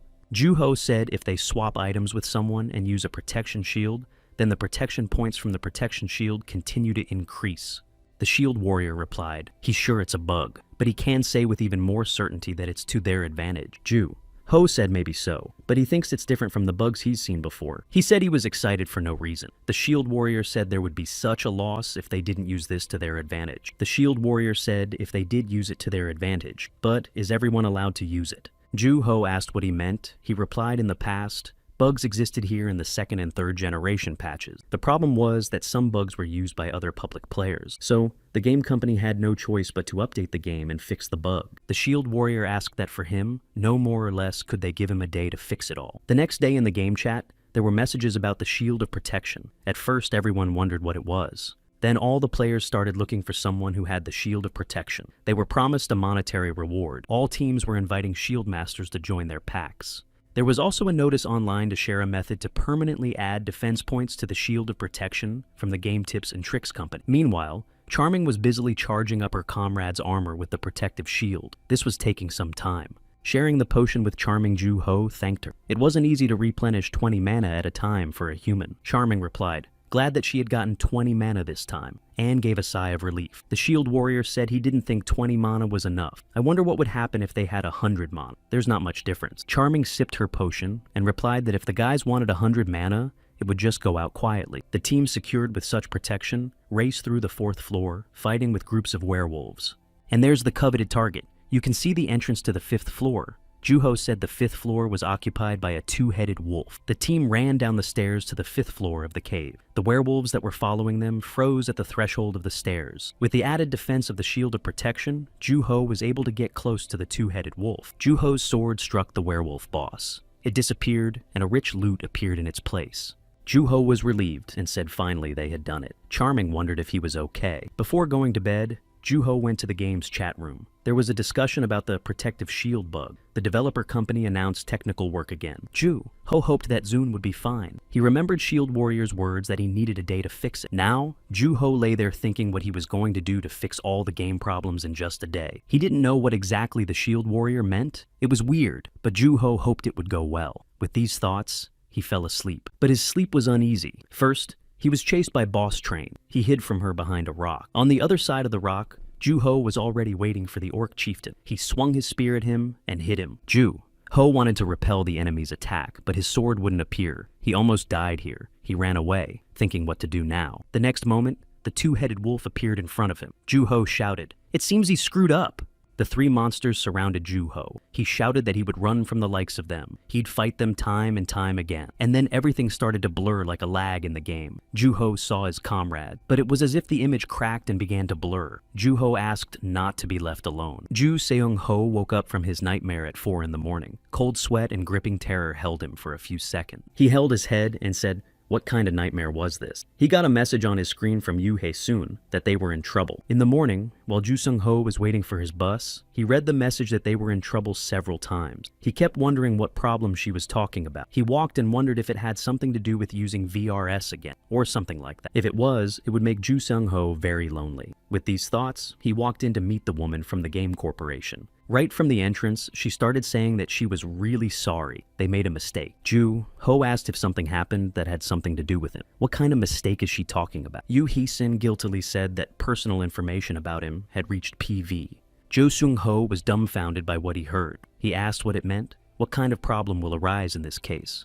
Yoo Hae-soon asked Ju Seong. Ho knows that they are DS and PV opponents. Since the company has reached the 4th generation, their DS has surpassed PV for the first time in their country. However, of course, if you compare with other countries, these PVs are higher than DS. When it comes to scaling up and empowerment, PV is much better than them. Jo Seong-ho didn't know that the gap is so big. Yoo Hee-sun said, until now, whenever PV develops something ahead of them, they DS lag behind. However, this time, the 4th generation DS was sold at a much lower price and with similar technology. Ju-ho asked, so PV got interested in how DS improved their technology and planted a spy. It just so happened that the spy stole his data.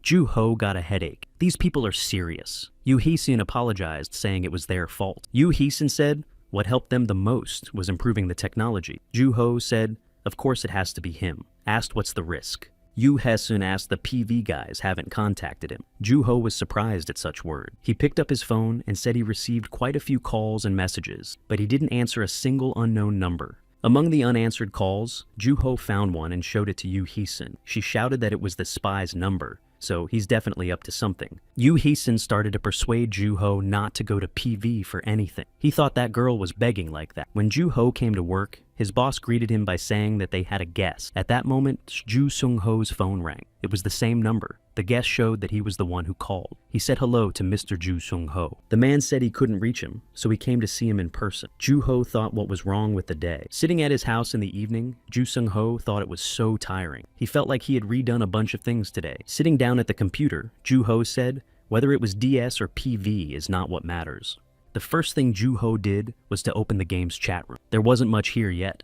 Entering the game, he found himself in the refuge village. A message came in that the protective shield bug had been fixed. Items cannot be removed. Minimal damage was added to armor. There were no more messages. Ju-ho was pleased. No penalties. Ju-ho happily thought he didn't know how the others were doing, but at least he didn't have any penalty. Then it's about time. The team can share the loot. All the guys were happy that nothing happened. Ju-ho got the two-headed wolf's flaming sword and the two-headed wolf's ice sword. The shield warrior got the large shield of the two-headed wolf. His eyes shone with joy. Charming received the firewall magic scroll of Ice Era and the staff of the battle wolf. She said as if the light itself had become brighter. The cute girl received the magical gift of the lightsaber. She said admiringly, sweetly. Ju-ho said there will be magic in it. However, it wouldn't be the key sword they had heard of. Looking at the rest of the pile of goodies, Ju-ho told the guys that they should split it all up. At 7:30 in the morning, Ju Sung-ho got out of bed. He stretched, but then he fell back on the bed, said if he's been playing too much these past few days. Suddenly, the bracelet on his arm that allowed him to regulate his brain impulses turned red. In the evening of the same day, on his way back from work, Ju Sung-ho looked at his phone. Yoo Hae-sun had called. She must be very worried that he might be snatched by PV. She called and nervously asked if he had signed a contract with PV. Jo Sung-ho thought that this girl was good at asking questions that crossed all boundaries. It's hard for him to catch the moment when he starts to get angry. While talking to Yoo Hae-sung, Ju-ho asked how she knew about the meeting with the PV representative. Jo Seung-ho said, it turns out that not only PV but also DS threw in a spy. It's kind of like a competition between the companies. He sternly replied that he already told Yoo Hae-sung that he turned down PV. She started to suggest that he should cooperate with DS then. Jo Sung-ho replied that he refused DS as well. Yoo Hae-sun didn't understand why. Jo Seung-ho said that he has no plans to join any research at the moment, whether it's from PV or DS. The PV representative replied that he understood him, but gave a business card saying to just contact them if he changed his mind. Smiling, the man said they would pay him much more than DS. When Ju-ho returned to the game in the evening, the Shield Warrior asked him if he was interested in the guild. Ju-ho asked what this was all of a sudden. Meeting in the village, Ju-ho asked Shield Warrior he was talking about guilds like raid teams. Shield Warrior replied yes, but this time they are not looking for temporary contractors. They are looking for people who will continue to work with them. Ju-ho replied, because Lost Sky doesn't have a proper guild concept. Shield Warrior said that if he looked at the past Zone games, he would see that they mostly create guilds of 30 people or more. Ju-ho asked if he wanted them to have the minimum number of members. The Shield Warrior answered correctly. Ju-ho said, but didn't he say that someone was looking for members? However, he then talked about how he was planning to start a guild. Shield Warrior replied that he just got that information through the multiplayer connection, so he doesn't know any more details. Ju-ho said that he would be fine if Shield Warrior were to start a guild, but on the other hand, he is a little hesitant. Ju-ho asked what the girls would say about it. Shield Warrior said he wanted to ask him first. Jo-ho said, then we need to discuss it with Charming and Honey Girl as well. The team gathered in a secluded place. Charming asked if the person with the nickname Thousand Swordsman created a guild, and Shield Warrior didn't know him. Shield Warrior confirmed it. He said he contacted him through the link. Charming asked if Shield Warrior doesn't know what guild it will be. He replied depending on the guild they have specific targets, like only targeting certain palace monsters and stuff like that. However, he doesn't know much about it. They want to hunt with the team today. Asked what the guys think about it. Charming inquired, is this some sort of interview? The Shield Warrior replied no, just to get to know each other better. Ju-ho backed Charming up, said he too thinks it's some kind of interview. He thinks they're trying to do a background check. The Shield Warrior was confused. He hadn't thought that far ahead, but on second thought, it's possible. Asked if he should refuse. Everyone thought about it. After the conversation, the team went to the blacksmith. The guys were amazed at how he turned piles of crystals into weapons. Ju-ho managed to upgrade his uniform quite well. Dexterity and defense increased. After successfully upgrading his stats, Ju-ho was already at the Forgotten Fortress at the entrance of the second zone. He looked at the enhancement stones and thought that since the sword had successfully improved to 4, he wanted to try again. Looking at Cute Girl, whose eyes were burning again, the guys shouted at her not to get carried away with the improvement. Ju-ho grumbled that it's the same every time. The Cute Girl said, okay, and put the stone away. Ju-ho really wanted to sleep. He was setting himself up that at least he should be strong. The Shield Warrior also used his enhancement stone. His big shield got defense +3. Ju-ho asked all the guys ready. They amicably replied that they were ready. The Shield Warrior said he was sure no one had anything that could match their weapons. The pretty girl smirked skeptically. Charming replied that the developer had. Walking through the castle courtyard, Charming said there is no good taste at all. Ju-ho seconded, saying that it was definitely not his taste. The Shielded Warrior said that before they met with the Thousand Swordsmen, he wanted to introduce them to someone. But no sooner had he finished than Sweet Girl saw something and shouted, pointing. Charming saw it and said it was a monster. A bloody battle wolf was coming at the boys. The warrior with the shield said it was a hell wolf. Charming was surprised, saying seriously, what a flavor. Ju-ho said, since they have improved their guns, why not try it? The shield warrior supported Ju-ho, saying he was sure of it too. The wolf went on the attack. The guys prepared their upgraded weapons. The werewolf was the first to meet the shield warrior. He hit the shield with his axe. Warrior, ask what the hell this is. The wolf struck again. Sweet Girl was already running to the shield warrior's aid. She activated her lightsaber. Charming was the next to enter the fray. She activated Binding and Ice Ball. Ju-ho noted that their strength and hitting accuracy had increased. Now it was his time. Ju-ho armed himself with his new swords and went to attack, but he was overtaken by an arrow. It was some unknown archer. It hit the wolf that came after the first one. She said she knew it was a little rough, but she decided to intervene in their situation since she looks dangerous. The warrior with the shield recognized the girl, waved at her and shouted to Narsha. She yelled for him to focus. Ju-ho, fighting the wolf, thought this guy was a tough nut to crack. Now he's gonna take him down. Ju-ho first tried the fire sword, then he used the ice sword. He was amazed by the effect of the swords. He said it was a really good thing. After a few sword strikes, Ju-ho shouted to Honey Girl that the wolf was already open to her. She went on the attack. Ju-ho, looking at Sweet Girl, thought, even considering she didn't use sword, isn't this crazy damage too much? One wolf was finished. The warrior with the shield was holding back the second one, shouted what the guys thought they were doing. Charming activated an ice ball. Narsha supported the attack with arrows. When once again the wolf swung his huge axe, Sweet Girl struck him with her spear. The warrior with the shield said it was amazing. Charming replied that step by step, they are getting stronger. Ho thought that battles have become much easier thanks to the ice ball that Charming uses on monsters. The shield warrior turned to the boys. I wanted to introduce Narsha. She came in almost as soon as he asked her to. Narsha said it was nice to meet you. A pleased Charming and Sweet Girl introduced themselves. Narsha walked over and separately introduced herself to Ju-Ho, said she had heard a lot about the Shield Guardian. Ju-Ho introduced himself and said, "Nice to meet you." The Shield Warrior explained that he and Narsha were old buddies. She had always wanted to meet the guys along with her guild Heavenly Blades. Narsha said that Heavenly Blades and members from other guilds were already waiting. She invited the guys to follow her. Narsha introduced the guys to her guild. One guy extended his hand in greeting, said he was sure they had heard about them from Narsha. They are the Heavenly Blades. Ju-Ho reached out and shook the guy's hand. He introduced himself and said it was nice to meet you. The girls introduced themselves after him.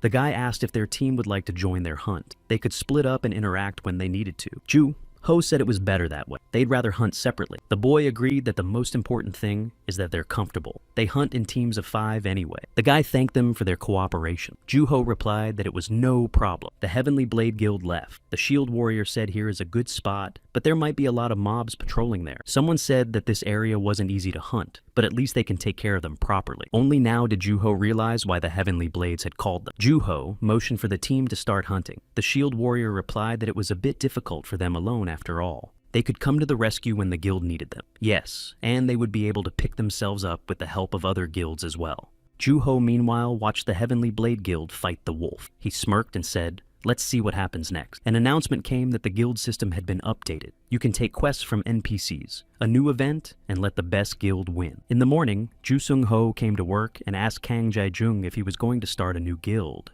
He replied, of course. His friend wants Kang Jae-jung to join the guild. There are a lot of players who will also join now. We should go ahead.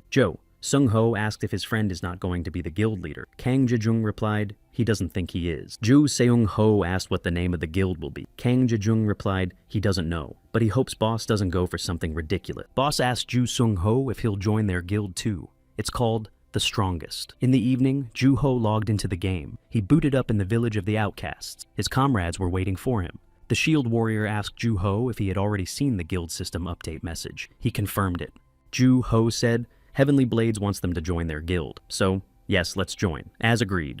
The Shield Warrior said, then they will receive a notice of invitation soon. Ju-Ho asked if there were any rules to follow. He clarified that this was his first guild. The Shield Warrior explained that it was simple, no swearing or being rude to the other guild members. Ju-Ho replied that it was common sense. The Shield Warrior said, it's not a bad place, so there's no need to worry. Just then, all the guys received a notice that they were invited to join the legendary guild. Would like to accept this request and join. The guys agreed. After a short while, they were already in the Forbidden Palace of the Outer Second Zone. The Shield Warrior noted that there was no vacant space. Charming said, it looked like there was. There are more players playing in this area today than yesterday. Ju-Ho suggested that they farm here more often. Charming asked, so what should they do? Should they go inside? The Shield Warrior asked to wait a moment. The Shield Warrior contacted someone on his personal network. Ju-Ho asked what he was whispering, who he's talking to. The Shield Warrior said that Heaven's Blades said they have a point if they are here. Charming said it's good to hear from them. The Shield Warrior said Narsha wants to join them too. Asked if it was okay with the guys.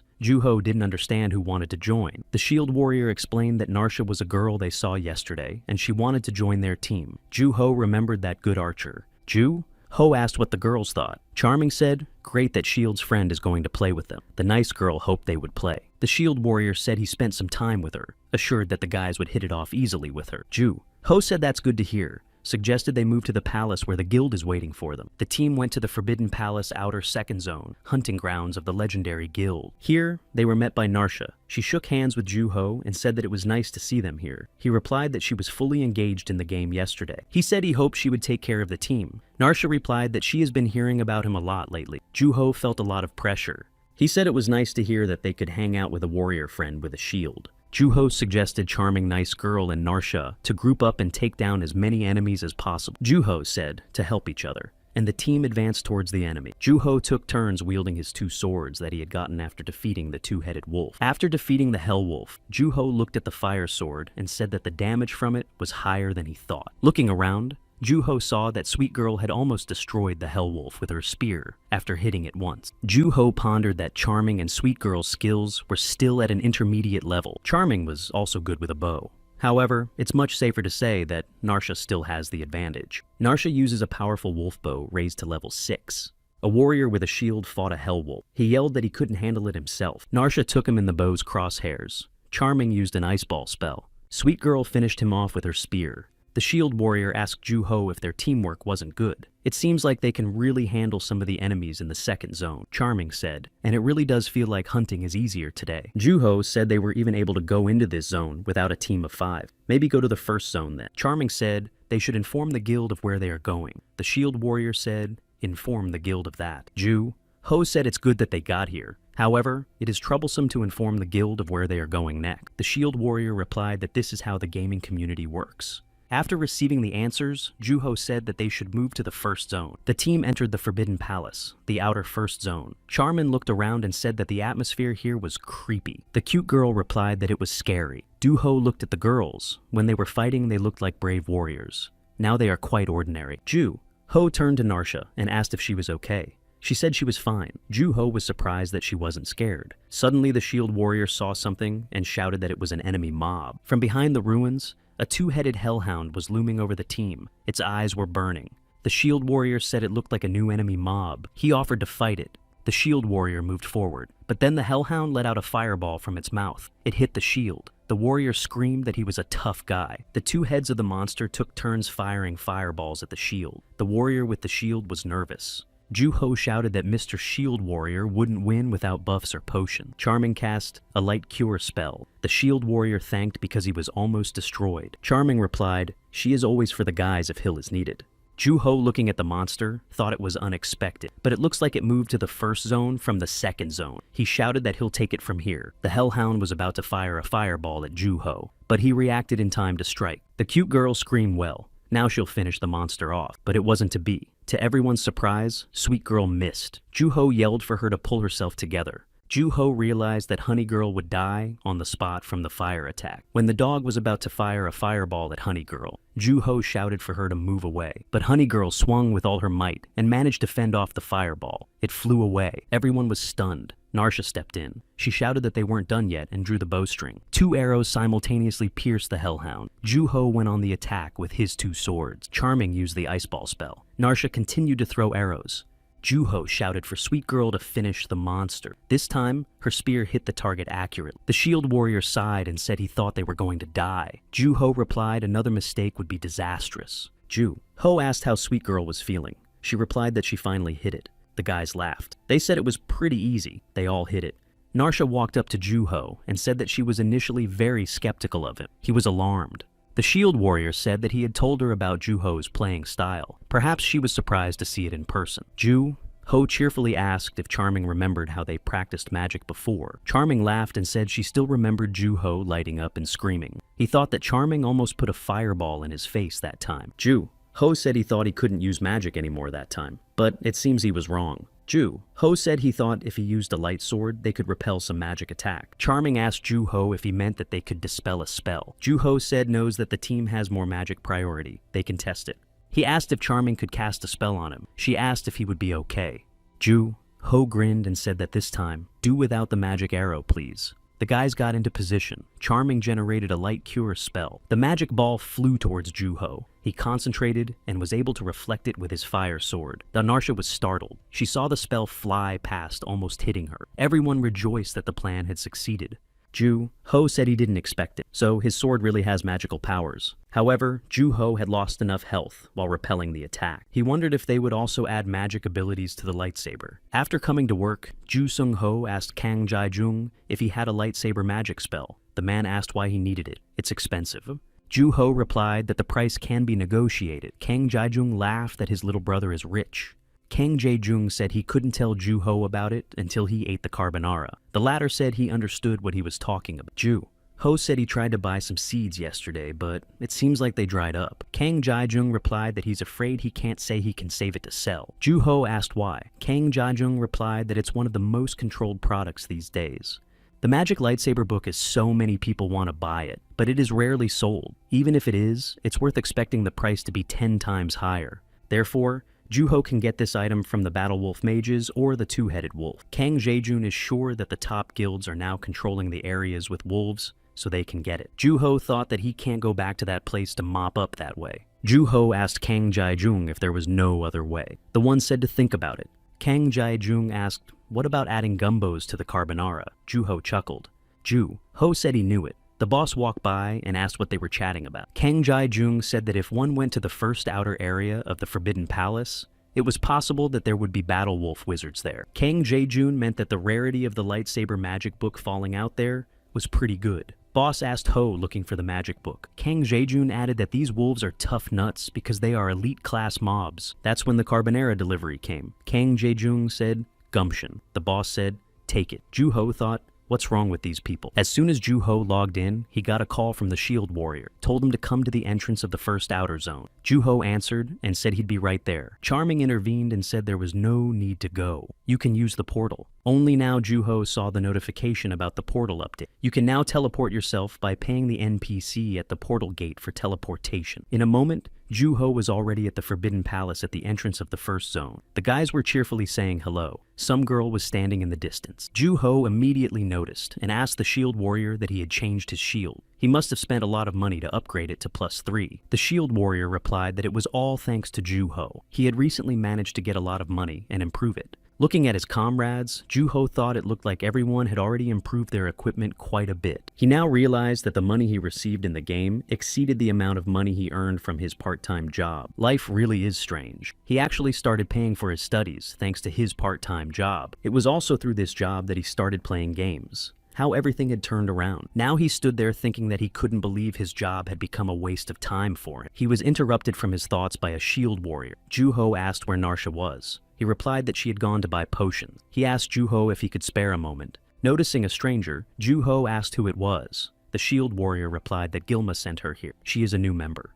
There were no vacant seats near the second palace area, so she came here to ask if there were any. The Shield Warrior explained that he couldn't tell her anything, asking Juho to just look at her face. Instead, Juho revealed her characteristics. Her equipment is not bad, but isn't it dangerous to hunt in the first zone with her 10th level? Juho pondered for a moment. I'm not sure if he can look after her and hunt in the first zone at the same time. Gilma knows how difficult it is to hunt in the first zone, and he sent her here anyway. After thinking about it, Juho told the Shield Warrior that it would be better to send her back. He can't accept a person so easily even if they are good. If it's hard for the Shield Warrior to tell her, he'll tell her himself. The Shield Warrior said that looking at his face, he didn't think the conversation would go well. So the Shield Warrior went over and explained the situation to the girl himself. I could see that she was angry and immediately teleported away. The Shield Warrior scratched the back of his head, said it wasn't that he didn't want to talk to her. Juho said, "Before making decisions, please discuss with the other members of the group first." The Shield Warrior said that's something completely his mistake. He apologized. At that moment, Narsha teleported in.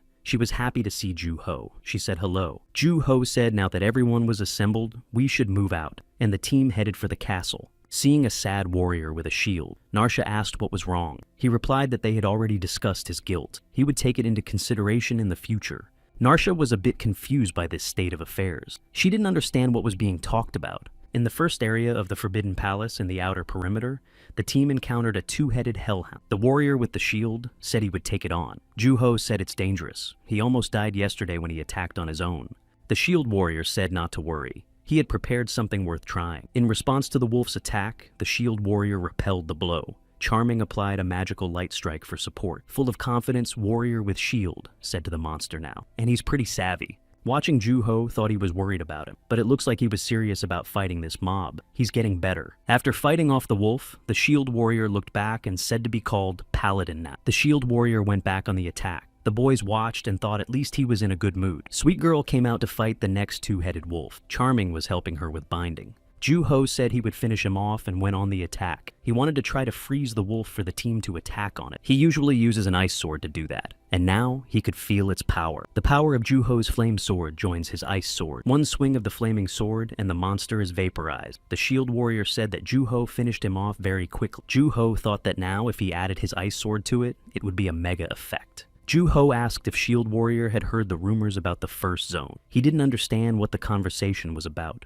Then Juho smiled and said that he had something to say. The shield warrior said that he knew about it because he had a low attack power, but the lightsaber. Juho, with a sparkle in his eyes, said, "Of course you have to take the risk." The shield warrior replied that means they are the ones in danger. The guys shook hands with enthusiasm and shouted, "Who doesn't take risks doesn't drink champagne." Seeing the frantic face of the shield warrior, Juho thought his confidence level seemed to rise quickly. Watching the scene, Narsha said it seemed these two were close. Charming told her there was no stopping them. The team went inside the first area of the Forbidden Palace. Seeing the wolf mage there, the guys said it was true. He looked very strong. The guys were determined. The warrior with the shield went to attack first, as always. But this huge wolf with 2 hammers in his hands threw back the shield warrior and attacked Charming. Juho realized that one blow from this monster could kill Charming. Juho shouted for her to dodge and was already rushing to her aid. Narsha threw her arrows at the wolf. The monster slowed down. Charming thanked it and launched an ice ball. The wolf dodged the blow.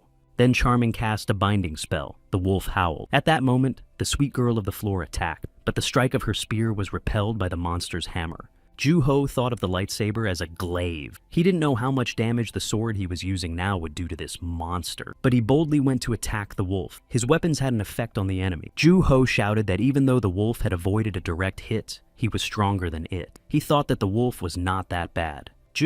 Ho asked the shield warrior to cover him. He went on the attack. Watching the shield warrior's progress, Juho said, as expected, he could control his shield properly. Charming sent a healing light to the shield warrior. Narsha shouted for him to move away and drew the bowstring. The wolf dodged the attack, but then the sweet girl came running at him. Charming sent an ice ball. Sweet girl said it was over. She attacked from one side. On the other side, Juho. When the monster opened up to attack Sweet Girl, Juho struck him with his sword. He said it looked like he hit it well with his ice sword. Then he attacked with his fire sword. The enemy was vaporized. The warrior with the shield wiped his forehead and said it wasn't easy. The pretty girl drew everyone's attention to the loot. She found amongst all the goodies the magical book of the lightsaber. Everyone was shocked. Juho remembered how Kang Jaijung made a deal to buy him a chobop next time. Back then, he didn't want that deal. Now, holding the magic book in his hands, Juho mentally thanked Kang Jaejung. The shield warrior watched the reward. A full set of wolf armor enhancement stones and potions. This is a pretty decent drop. The girls laughed. Charming said it looks like a pretty good set of rewards. The shield warrior said that Juho could take the reward first. He replied that he would take the magic book then, but he was still a little embarrassed. Charming laughed and jokingly said she had never seen Juho so greedy. That's when the guys saw the timer. Juho asked what it was for. The shield warrior said just thought to set it. Juho asked what it was for. The shield warrior replied that usually high-quality items don't always fall from elite mob, so he set a timer for the respawn time of those mobs. The team was supportive and said it was a great idea. Narsha watched jealously as the team members exchanged pleasantries. Narsha said after a moment's silence that it was really nothing. Anyone can do it. To activate the magical book, Juho had completely forgotten about the intelligence points. Instead of increasing his agility and stamina, he increased his intelligence points by using rings and bracelets, and tried to activate the book again. This time it worked. The lightsaber spell enchantment was successfully applied to his weapon. Juho was ecstatic. He finally got the long-awaited lightsaber. The shield warrior announced that the wolf mage would respawn in about 4 minutes. His prediction came true. As soon as the wolf began to appear, the shield warrior went on the attack, shouted that he wouldn't let it hit him, so let him sit down. Holding the monster back, the shield warrior shouted to Juho that this was his prey. Juho attacked and used both of his swords in turn. The wolf crouched on its knee from the blow. Juho was amazed at the effect. The monster almost died from just 2 pokes. Charming shouted for all the guys to take cover. She launched a fireball. When it reached the wolf, it turned into a funnel of fire that prevented the wolf from making a move. Watching the fire, Sweet Girl said, "It must be painful." The warrior with the shield said thoughtfully, wondering what it would be like to be hit with such a thing. Narsha said in an icy voice that he would fry like a skewer. Turning to Charming, she said that it was not a small force. Charming replied that she herself had not expected such a strong fire. The wolf kept taking damage from the ring of fire. Charming said that this ability has a huge mana drain. It has a long recovery time, so she couldn't use it all the time. She said the cast time is long too. Narsha said that makes sense. Charming said that if someone takes the target, she can do it again. Ju-ho replied that he understood her. This time, the boots and a bag of gold came out as a reward for the victory. The shield warrior picked up the boots and said that the drop was getting worse each time. Narsha said, then there was no point in staying here. Ju-ho replied in agreement, suggesting to go further. Moving to another location, the team met a two-headed hell wolf. After fighting him, the guys continued to move through the streets of the castle. A fog began to appear. Charming said that there were not many monsters here. The warrior with the shield complained that they should have stayed where they were.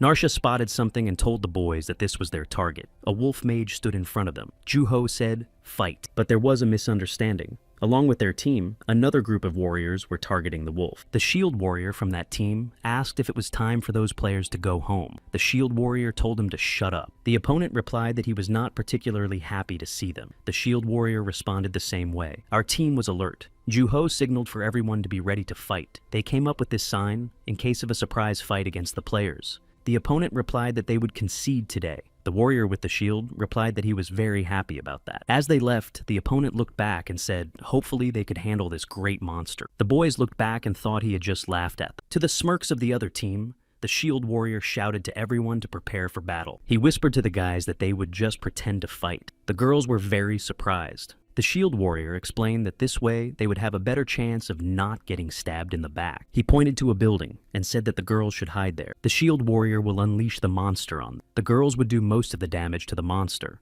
Ju-ho asked what he should do. The shield warrior replied that he would be their ace up their sleeve. The shield warrior said that Ju-ho should just do what he normally does. He promised he wouldn't let the team down. The fight began. While the girls were hiding behind a building, and the shield warrior was distracting the monster, Ju-ho was attacked by a guy from the opponents. The opponent shouted that they were stupid rats and hiding was useless. But his attack failed. Ju-ho easily dodged his spear, but Ju-ho's flaming sword did the trick. The enemy fell to the ground, defeated, screaming in the fire. Ju-ho shouted to him if he was ready to attack, he should be ready to die. Ju-ho attacked with his ice sword, but the enemy suddenly disappeared. The one asked where he had gone. Satisfied with himself, Ju-ho put his sword on his shoulder and said -1. The warrior with the shield shouted that they were starting the main mission, and led the monster behind him. The shield warrior from the opposing team looked at Ju-ho. He was swearing that he had destroyed one of them. Seeing the opponents periodically peeking out from behind the buildings, he shouted to them how long they would play peekaboo with him. He's here. After taunting his enemies, Ju-ho ran away. 4 opponents came out of hiding and chased after him. They shouted that he couldn't be allowed to get away. Ju-ho ran to the back of the courtyard. He looked back and saw them on his tail. Meanwhile, the girls were on the 2nd floor of the building preparing to attack. Ju-ho was told to use the back passage on the 1st floor. Meanwhile, an arrow of light was already flying at him. He dodged it. As he rounded the corner, Ju-ho shouted that the enemies would be here soon. As soon as the 3 enemies were in sight, Charming launched a wall of fire at them. In addition to being surrounded by fire, Charming used binding. The opponents yelled out what it was. One of them said it was a wall of fire. Narsha, meanwhile, fired her bow at a shield bearer who was not caught in the fire. He fought off the arrows and thought he had slipped away. But Ju-ho met him on the way out of the courtyard. He asked him where he was going.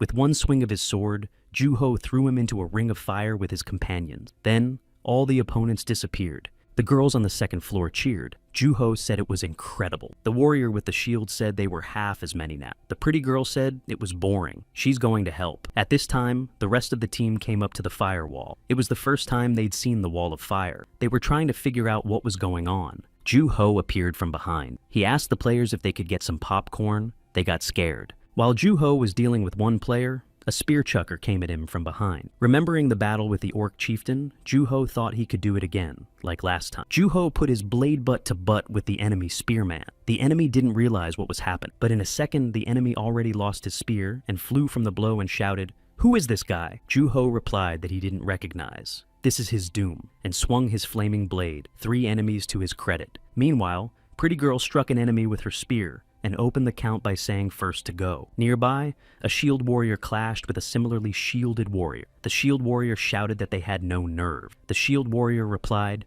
weren't they gonna beat them up? Pushing the enemy away, the shield warrior asked if he had forgotten. The enemy flew and shouted, don't they know each other? The shield warrior shouted that it was pointless to pretend, and drew his blade. Watching what was happening, Ju-ho said that he did not envy his opponent. After defeating his opponent, The shield warrior said that he had zero regrets for this act. When he saw Juho, he raised his shield and shouted that they had done a good job. Narsha reminded the team that there was a wolf cub waiting for them. Juho said he had already forgotten. Looking at the cheering boys, Juho thought it was the norm in these places. If you don't get attacked, they'll attack